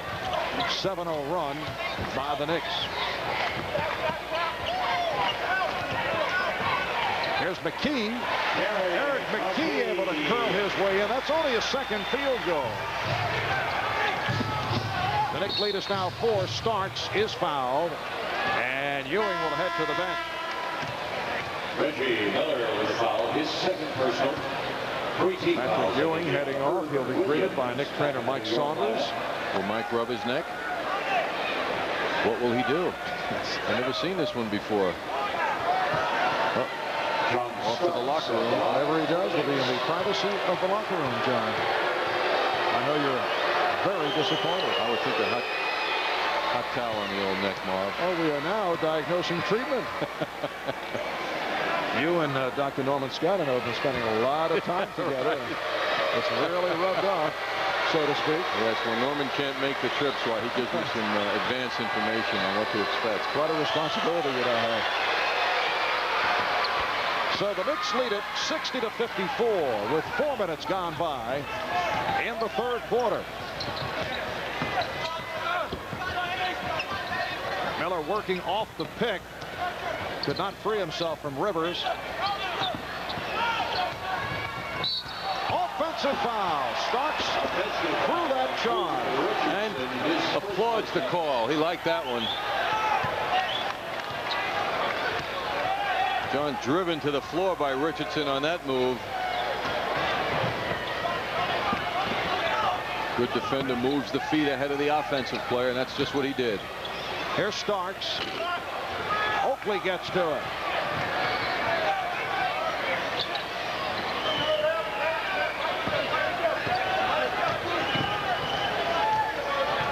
Now Herb Williams set the pick for Doc Rivers.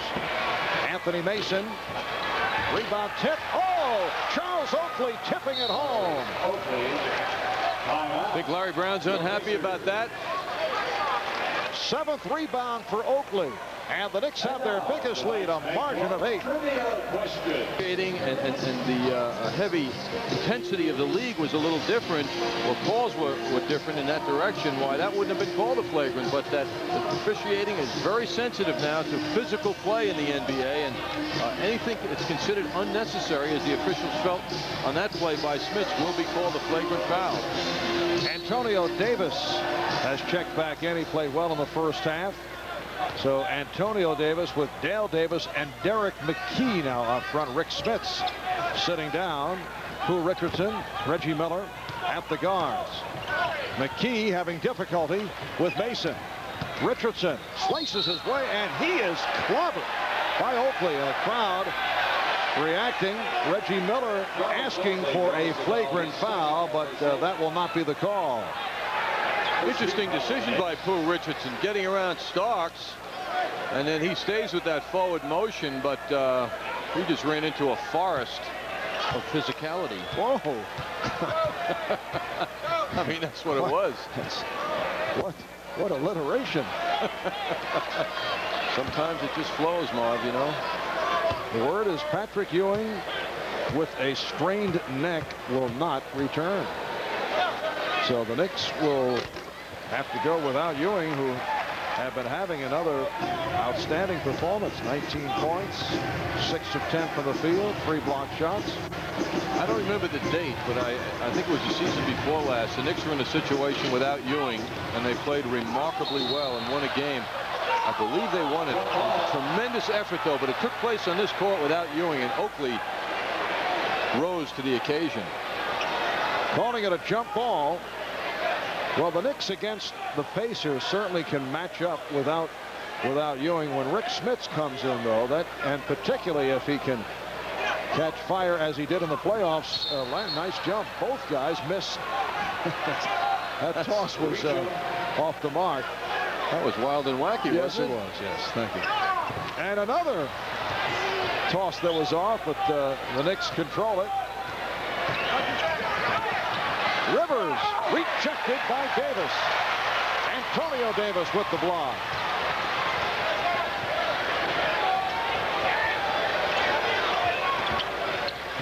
Six and a half remaining in this third quarter. Illegal defense called against the Knicks. It's a technical foul. Second time that they've been hit with the call. Knicks have a 7-point lead, 62-55. Reggie Miller will shoot the technical. Reggie Miller missed the technical right at the start of this third quarter. He is 7 for 8 from the foul line.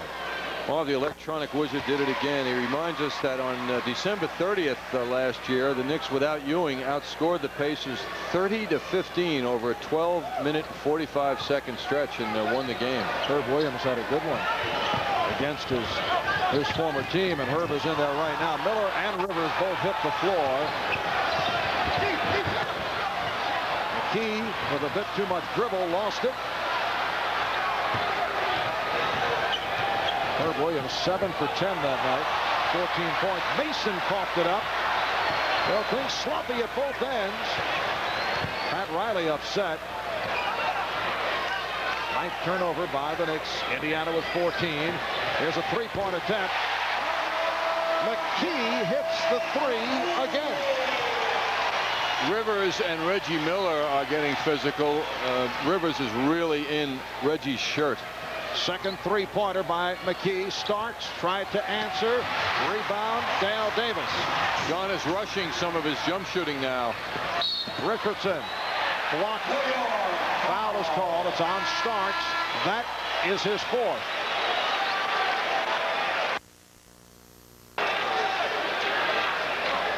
John Starks, his fourth personal. Malik Sealy and Vern Fleming check back in. Hubert Davis replacing John Starks. Starks with only 5 points, 1 of 6 from the field. They double up on Fleming. Dale Davis spinning in, went to the left hand and batted out by Williams. Anthony Mason's doing a superior job on Derek McKee. But can't get in close enough to use his height advantage. He's 6'10".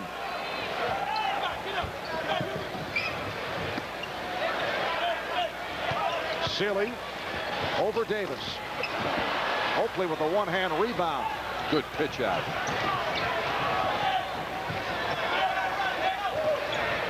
Coming up on 5 minutes remaining. Mason trying to work his way in, had it knocked away out of bounds. It will be Nick Ball with 12.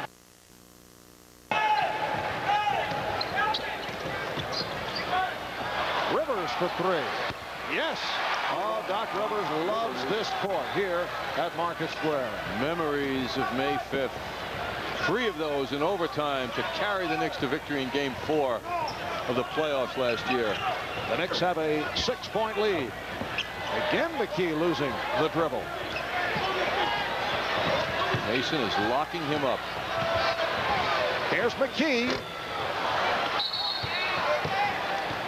And a loose ball foul call. It's on Dale Davis, his third. And the fourth team foul committed by the Pacers. Substitution, Sam Mitchell coming on, replacing Sam Mitchell. And, let's see, Derek McKee heading off.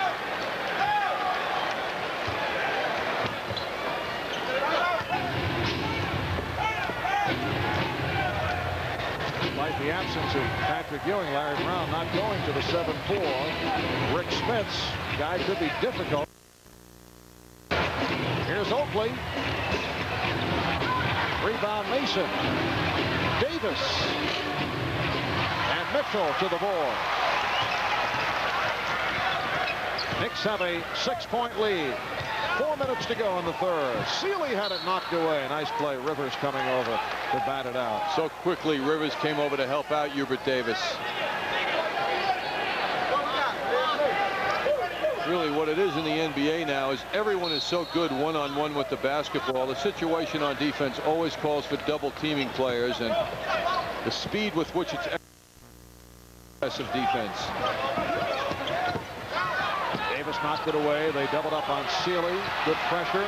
Shot clock down to 3. Mitchell. Air ball. Oakley returns to Mason. Oh, he's fouled. Anthony Mason will go to the line. We'd like to apologize for some problems we have had with video. We're told it's not coming from Indianapolis, and we hope to straighten it out shortly. Anthony Mason with 2 shots. So Mason to the free throw line remaining in this third quarter. The Knicks now lead 66 to 59. And the Knicks 11 for 17 at the foul line. All right, here comes Smits. Last time Mason played on this court in that game 4, he had some game. 25 points, 7 out of 10 from the field. He made 11 of 13 shots in game 4 here.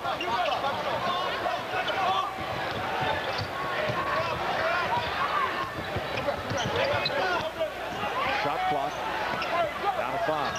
Fleming.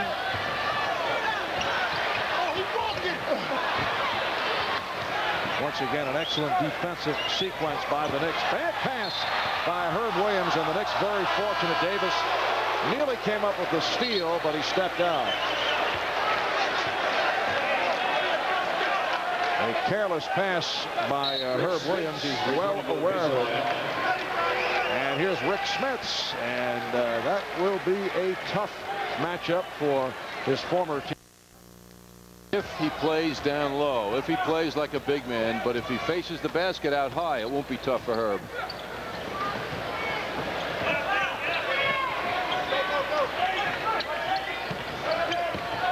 Now Williams backing Smits, goes to the jump hook and hits. Oh, he's still upset about that lazy pass he threw a moment ago. Here's Smits inside. Well, that's where he's going to be tough if it keeps coming at him. Now the question is, what kind of an animal can Smits be? Does he want to really eat up the Knicks and go down and do that every time? Smits at 7'4", 265 pounds. Mason, driving hook by Anthony Mason. Knicks now lead by 9. For those who may have just tuned in, Patrick Ewing, who had been having a strong game, forced to leave because of a sprained neck, and he will not return. He took a shot, flagrant foul as it turned out, called on Smits. Sealy on the putback. The Knicks 70, the Pacers 63. I've never seen Herb Williams as animated as he is. He just yelled something out to his teammates.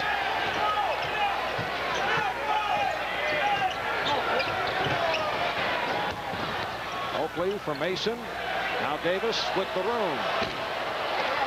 And the box out by Antonio Davis. Mitchell. Sealy lost it. Fleming. Fleming with his second field goal. He has 4. The Knicks lead by 5.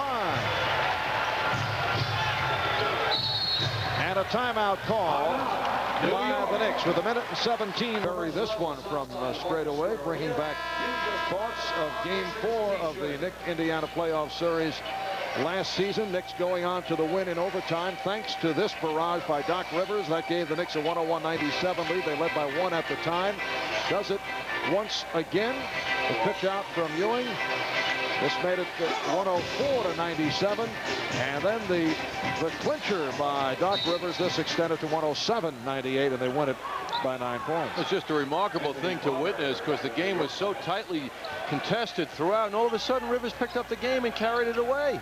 The Pacers were left behind. It was unbelievable. Oakley, yes.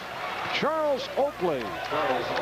Shooting well. He has 10 points. He's hit 5 out of 7, along with 9 rebounds. Here's Fleming. Oh, stopped by Anthony. Good play by Greg Anthony, who just came on for Doc Rivers.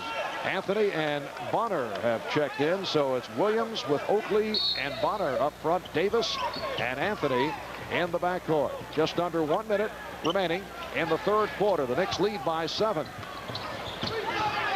Antonio Davis. And the rebound handled by Hubert Davis. Well, let's see. We have 3 Davises represented here tonight. 2 on the court at this moment. Dale Davis sitting down. Anthony. And the box out by Mitchell. Down to 20 seconds remaining third quarter.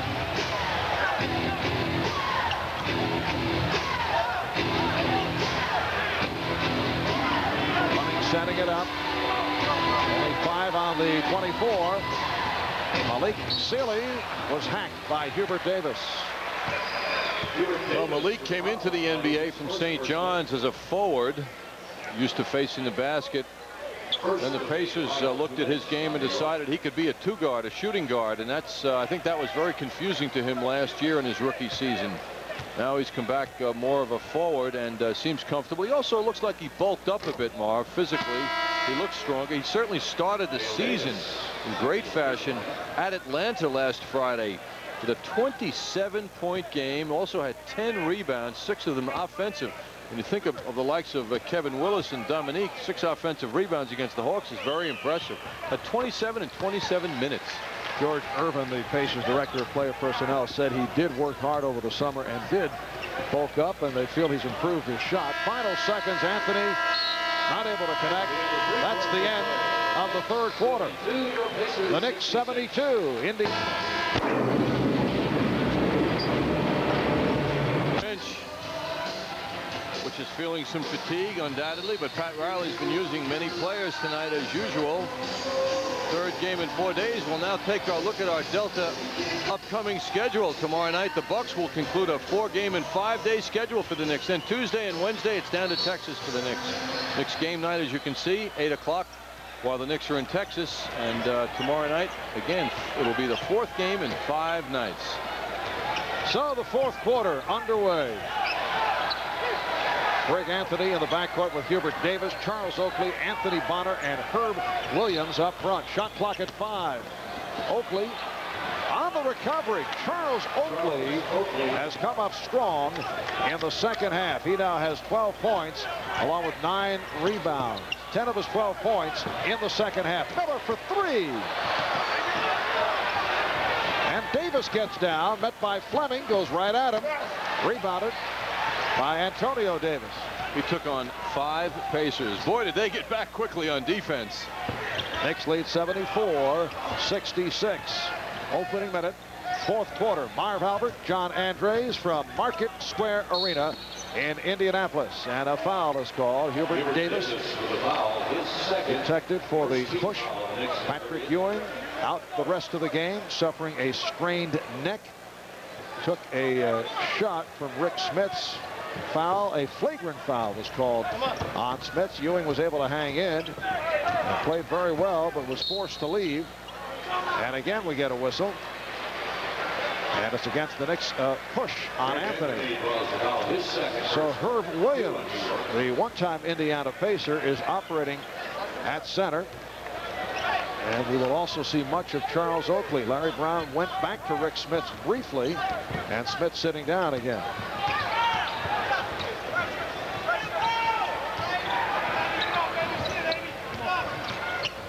Pacers playing without the big man, are rotating, looking for openings in the middle, but the Knicks are not allowing it and forced a turnover with their intensity. The Knicks are seeking to make it a record of 5-0. That would match the fastest start in the history of the New York Knicks franchise. They opened at 5-0 back in 1969-70, their first championship season. And they ran it to 23-1 under Fred Holzman. Greg Anthony drilling at home, and the Knicks now lead by 10, and Larry Brown has called for a timeout. 10:18 remaining in the fourth quarter. Well, he's having fun giving color commentary to his associates in the seats, too. Yes. Are they listening? Surrounded by NBC personnel, producer David Neal and director Dick Klein, who are explaining the game of basketball to Paul. The Knicks have outscored the Pacers 18-12 since Patrick Ewing left with 8 minutes and 16 seconds in the third quarter. Rick Smits has checked back in.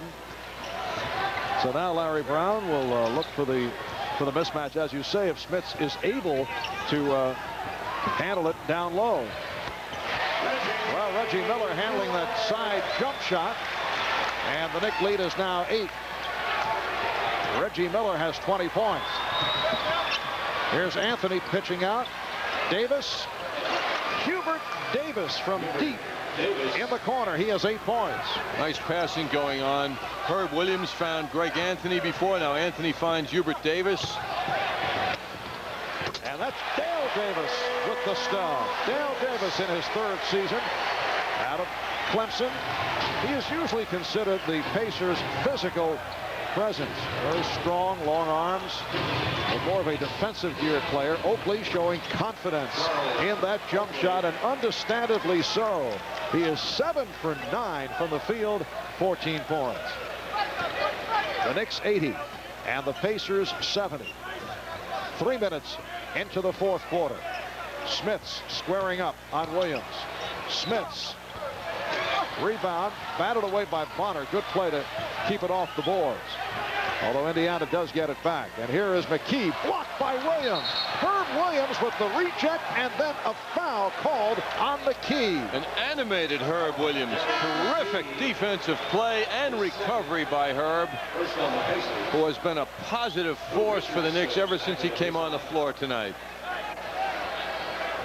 I don't know that I've ever seen him so animated. And he's had several outstanding games wearing a Knicks uniform, but tonight he's really showing his emotion. Well, you know, he wants to do well back here in Indianapolis. One-time Indiana Pacer. Did have as we mentioned earlier, a very strong game here last year. Oakley again is rejected and fouled by Dale Davis.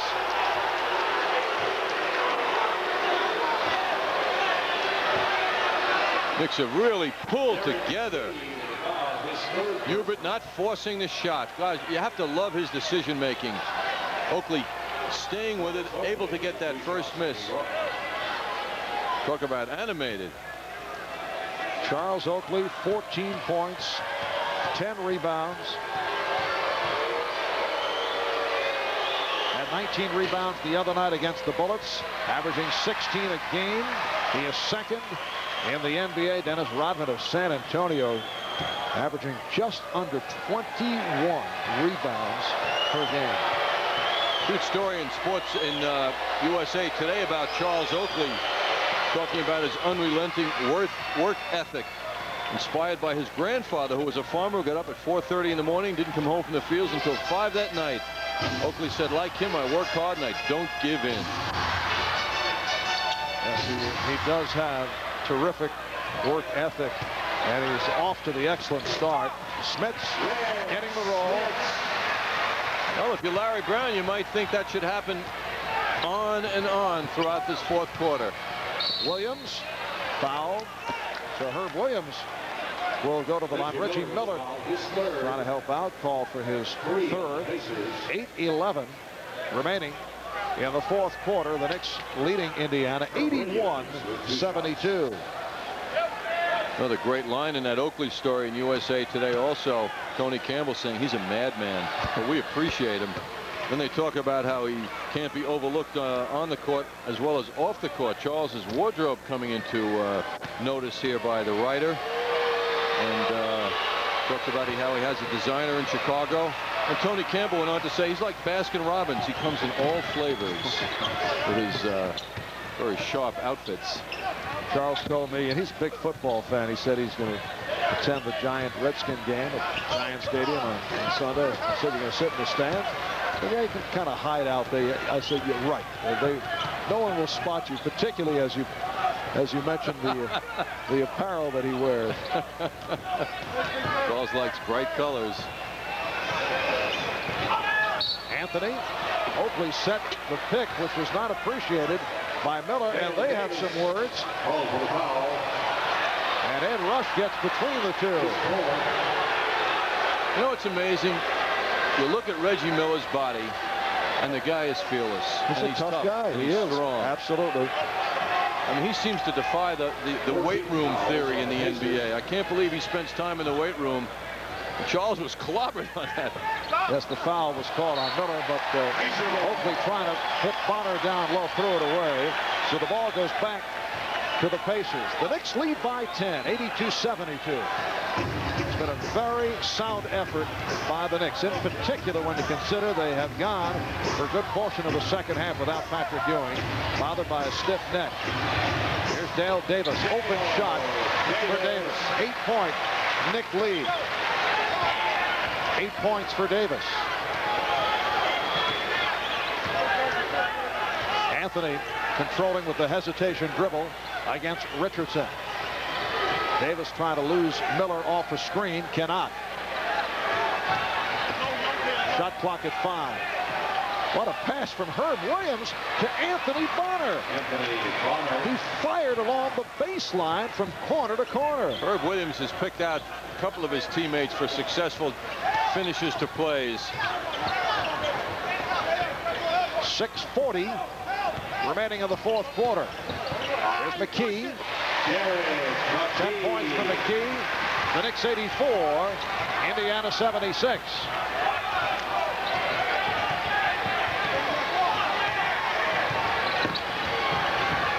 Davis.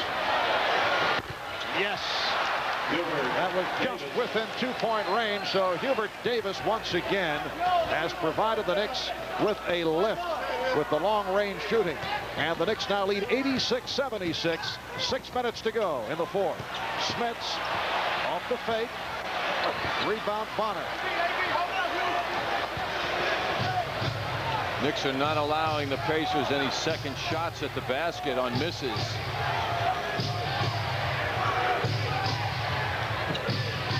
Herb Williams setting the screen. Greg Anthony to the driving hook, air ball. And the Pacers get it back. John Starks getting set to return. Starks left after picking up a 4th foul.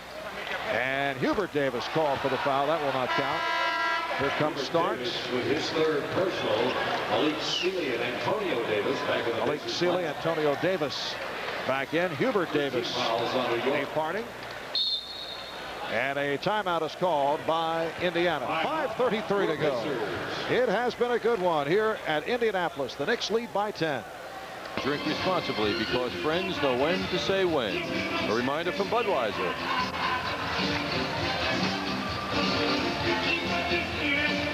Timeouts called. The veteran, Doc Rivers, decides to talk to the sophomore, Hubert Davis, give him a little defensive instruction.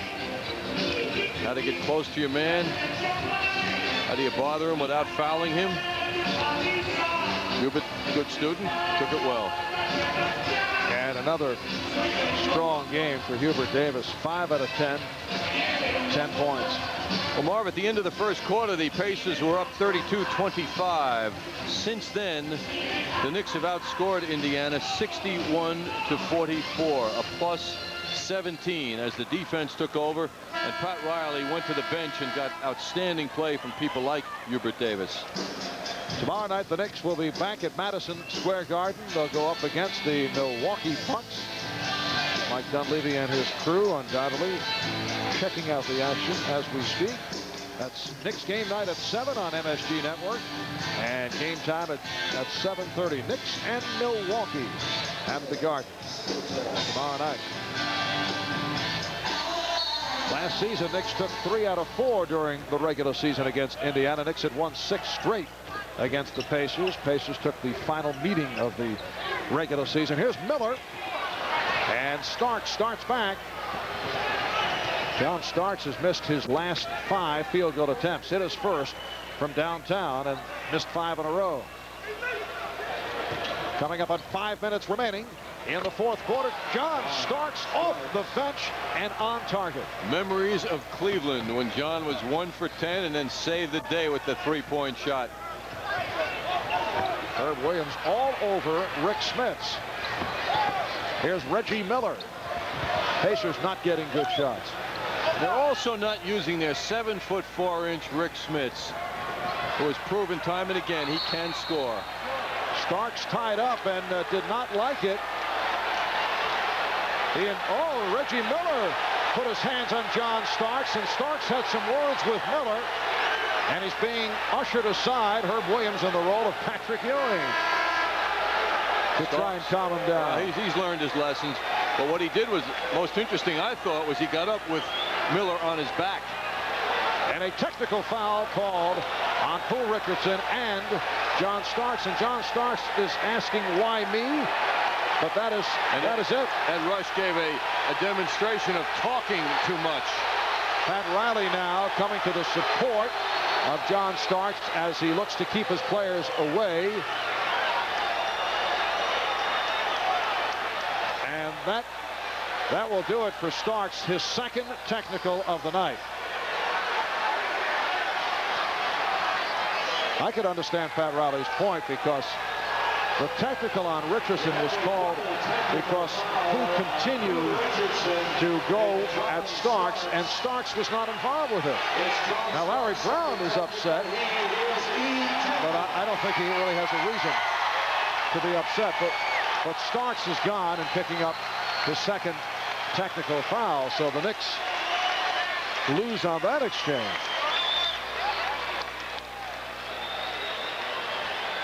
And he's tossed right after he hit that long-range jump shot.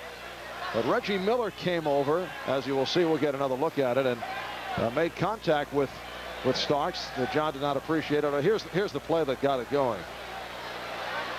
John Starks getting up with Pooh on his back, Pooh Richardson, and swings his arms, of course, which suggests a lot of anger, and we don't know what John Starks said in the ensuing moments there. Can you imagine the reaction of Patrick Ewing back in the locker room with the stiff neck? Door opens, John Starks walks in. He said, "I'm through for the night." Probably said, "What took you so long, John? I've been waiting for you." Although I am assuming there is a television monitor in the Knicks locker room. Not again, Ewing greeting John with. Well, the officials are trying to line up these two teams for a jump ball. Pat Riley making a substitution. Hubert Davis will check back in for Anthony Bonner. 4:43 to go in this fourth quarter. The Knicks lead by 12. Indiana controlling the tip.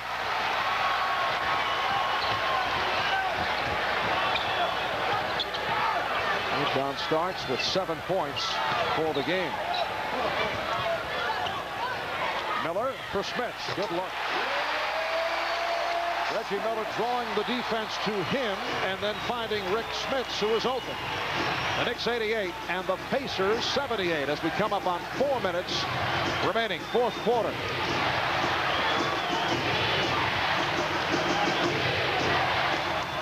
Anthony to the left hand. Oh, he's hauled down and fouled. That's the kind of move that Greg Anthony needs to do more often, and that is penetrate the middle, draw the attention of the bigger people, causing mismatches. Now Greg goes down, he causes 3 or 4 Pacers to come over to him. That means a lot of people are open, and Anthony recognized that.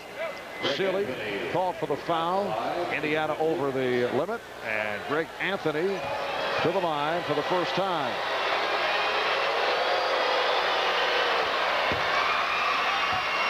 Greg Anthony 7 for 7 from the line this season. He's played well tonight. 6 assists for Greg, 7 points. Ewing still the high man for the Knicks with 19. Oakley with 15. Miller with 20 points, but has not shot well here in the second half. 89-78. Knicks have the lead. Just under 4 minutes remaining in the fourth quarter. Smits.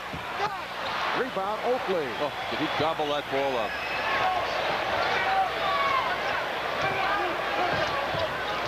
They double up on Anthony. And a holding foul on Sealy. That will put Mason on the line for 2. And as Anthony Mason goes to the line, we will check in with Mike Crispino back in New York. Marvin John at Boston Garden. It came down to this in the fourth quarter. A rally by the Charlotte Hornets. Larry Johnson did most of the damage. A three-point play here en route to 19 points and a 110-107 comeback Charlotte win. Thank you, Mike. Well, Charlotte with a convincing victory over Orlando last night, and with the win tonight, they go to 3-2. Boston drops to 3 up and 2 down. Anthony Mason hits 1 out of 2 to give the Knicks a 90-78 lead.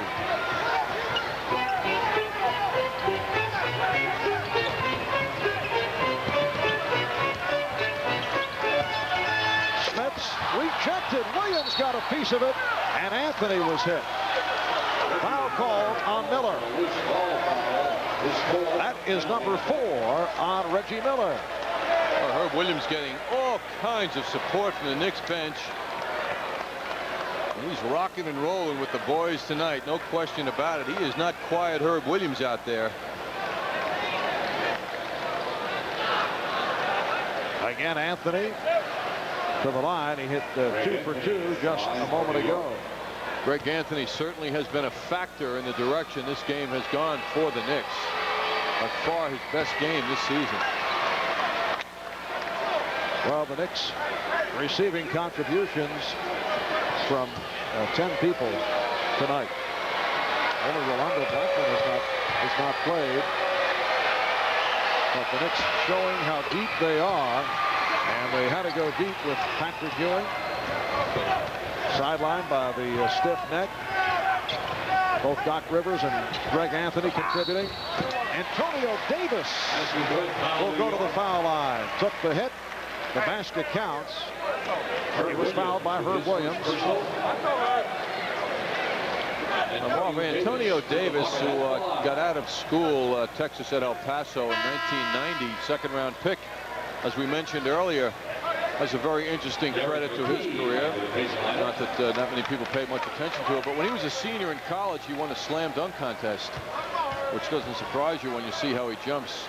The only thing was that the rim was 12 feet off the floor instead of 10 feet. I mean, that shows you how this guy can get up. Antonio Davis with another solid game. He has 7 rebounds. That's 7 last night against the Nets. Williams, yes. You know what's been outstanding tonight is the recognition by Knicks players of the open man on their team. They have done it throughout this game. This, by far, the Knicks' best performance of the season. Reggie Miller. He had missed his last 3 shots, and the Knicks now lead 94-82. You look back, previous 4 games, beat the Celtics, had the big lead, but allowed Boston back into it. They had to come from behind to get the win against the Cavaliers in Richfield. Did not play particularly well as Hubert Davis fires it up, and a loose ball foul call. It's on Williams. Knicks did not play well despite the relatively easy victories over the 76ers and the Bullets. Here tonight, Indiana shot well in the first quarter, had a 32-25 lead. Knicks turned it around in the second quarter, led by 1 at the half. But from the second quarter on, they have played exceptionally well. 2:20 remaining. Still much time left. Knicks lead by 12. And despite the absence of Patrick Ewing, the Knicks have been able to outscore the Pacers by the tune of 36-29. Well, for the Knicks, it all starts with defense, and that's what turned the game around The shooting, particularly the outside jump shooting, has been outstanding for the Knicks. Pressure by the Pacers. Knicks lead by 10 as we approach 2 minutes remaining in the fourth quarter. Knicks spread the floor. Down to 10 on the shot clock. Williams from Mason. Knocked away, knocked out of bounds. It'll be Knick ball with 8 remaining on the 24. And a timeout is called by Pat Riley. 2:03 to go in this fourth quarter. Buy some tickets? You have problems saying, I mean, you know, these things happen. You have problems saying Massachusetts, don't you? You say UMass. See, much UMass is better than Massachusetts? Well, for some people, UMass. UMass instead of Massachusetts. That's terrible. Pronouncing every letter. Oh, just because our producer went to UMass, Marv. Creating certain structures here, I see. It's a Fordham education for you, John? Yes, I'm mighty proud of it. 8 on the 24 and a timeout of 20 seconds. Timeout has been called. Anthony Mason having difficulty inbounding.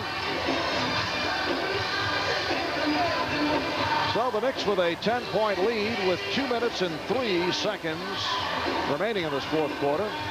Well, in the background of that Indiana huddle, the #1 draft pick of the Indiana Pacers, Scott Haskin from Oregon State, a surprising #1 draft pick.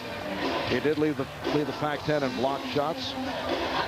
A very surprising selection and has not played very much. Had a so-so senior season. Oregon State did not have a good year last year, but the feeling is that he does well in practice, but like yourself, John, gets nervous in games. He's played 2 minutes of the first 5 games. Here's Davis for 3. Hubert Davis with the 3-pointer, and the Knicks now lead 97-84. What a performance by the second-year man from North Carolina. Malik Sealy throws up the air ball. The Knicks have hit 4 of 6 from downtown. Charles Oakley with the inbounds. Charles Oakley with 8 points and 5 rebounds in the third quarter. 8 of his 15 points, 5 of his 11 rebounds. Foul committed by Sealy. And the Pacers have been hurt by going over the limit early, providing many free throw opportunities for the Knicks. 2 more coming up for Davis. You know, this has been going on from time to time where the Knicks without Ewing have played well. It started in Phoenix in the exhibition game down there when Patrick didn't play the fourth quarter. Team was down and came back for a big win. Although it was an exhibition game, it showed their ability to play without Patrick. And it suggests how well the team can adjust to his absence. And the answer is real team play. They've moved the ball around beautifully.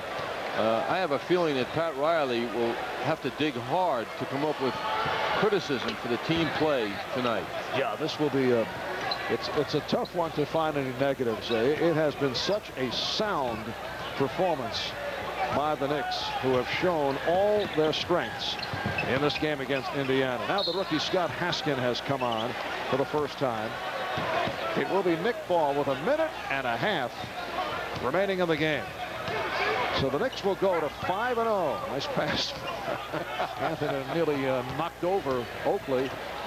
This will match the fastest start in the history of the Knicks franchise. They opened at 5-0 back in 69-70 when they went on to win their first NBA title.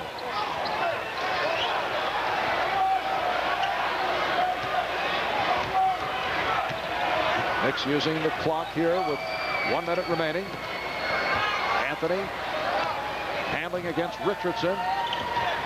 Pat Riley may look cool, but he's perspiring here and still yelling instructions in the final seconds of this game.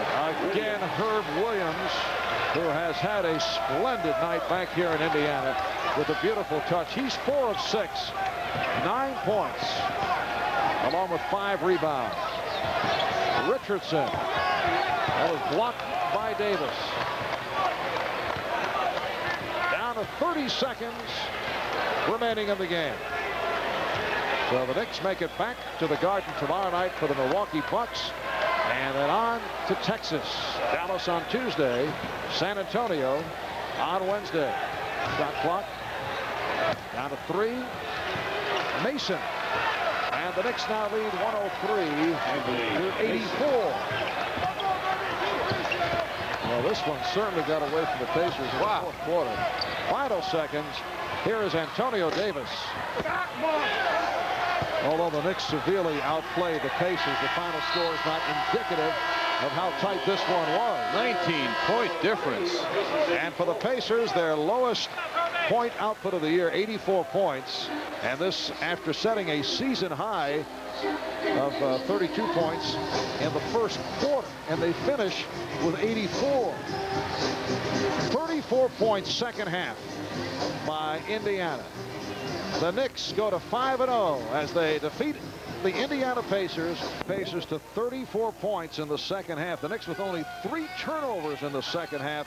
And they win it 103 to 84. We'll recap in a moment. But first, let's go to Mike Crispino at the sports desk. All right, thanks very much, Marv. While the Knicks are off to their best start since 1969, other teams are just getting started. As we check the NBA scoreboard tonight, Charlotte came from behind in the fourth quarter to beat the Celtics 110 to 107. Alonzo Mourning had 23. Larry Johnson with some key buckets down the stretch. Glenn Rice, supposedly on the trading block, fired in 30 points tonight in Miami's 115-100 win over the Orlando Magic. Shaq held to 21 points. In Washington's victory over Philadelphia, Tom Gugliotta had 22 points, and Washington wins it 105 to 93. Dallas gets its first win of the season by beating winless Minnesota 115 to 99. Jamal Mashburn had 36 points in that one. And in the third quarter, the Utah Jazz leading the Detroit Pistons 66 to 52. Coming up at 11 o'clock on the 15-minute edition of the MSG Sports Desk, we'll hear from the Jets' Ronnie Lott on preparations for the Jets and Indianapolis Colts this Sunday. We hope you can join us for that. Back to Market Square after these messages. The Knicks showing quite a bit of teamwork tonight. This sequence in particular, Herb Williams trapped along the baseline and fires cross court to the corner to find an open Anthony Bonner, and he is able to drill the jump shot. And our NatWest player of the game is Herb Williams. Came off the bench, relieving the injured Patrick Ewing, who suffered a stiff neck, and Herb did the job against his former team, the Indiana Pacers, with 9 points and some very strong all-around play. Let's go to John, who has Herb Williams alongside him. Thank you, Marv. Yes, Herb, surrounded by family and friends, put on a terrific performance. Herb, you threw a pass away early in your time on the floor tonight. Did that really turn you on and bother you? Yeah, it did a little bit because, you know, we worked so hard to get the ball. They played good defense, and they took a shot, and we got the rebound. And then I kind of flipped it away in the backcourt. The guy could have got it and made a layup, and it would have probably made a difference. And just try to keep my concentration and just try to play real tough.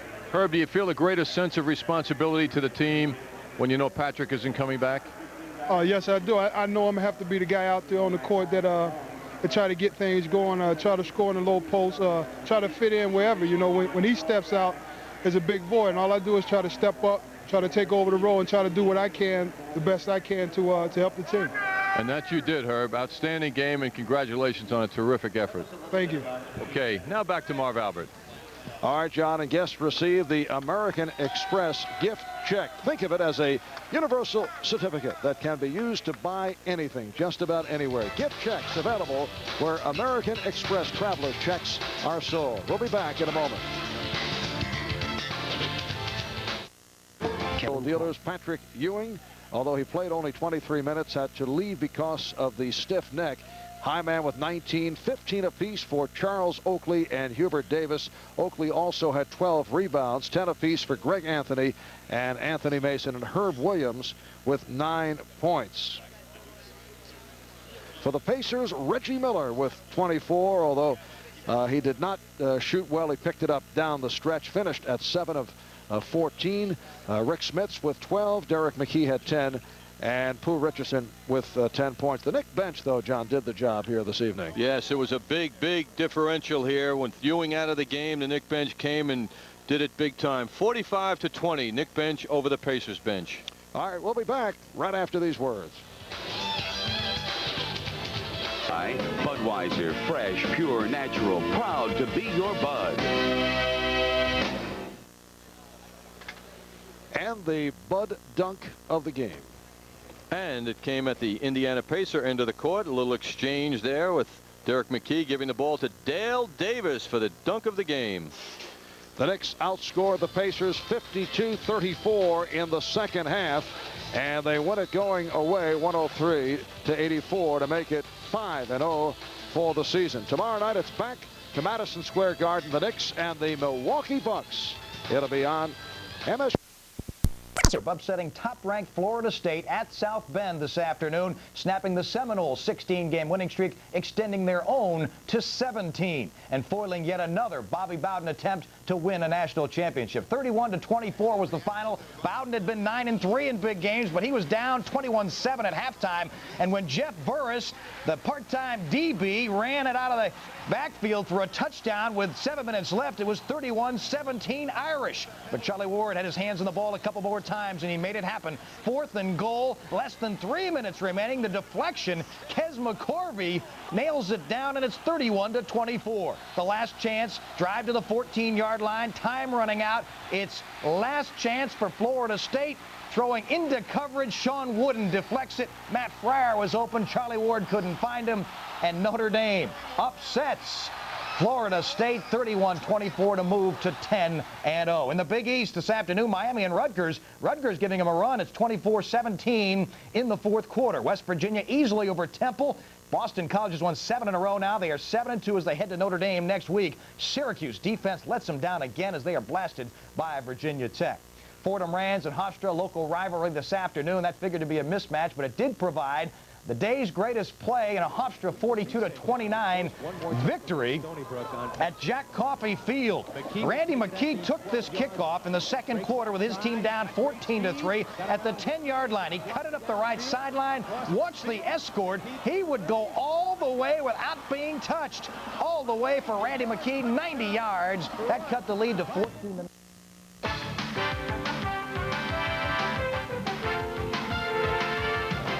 Coming up on Knicks game night, it's Herbie to the rescue.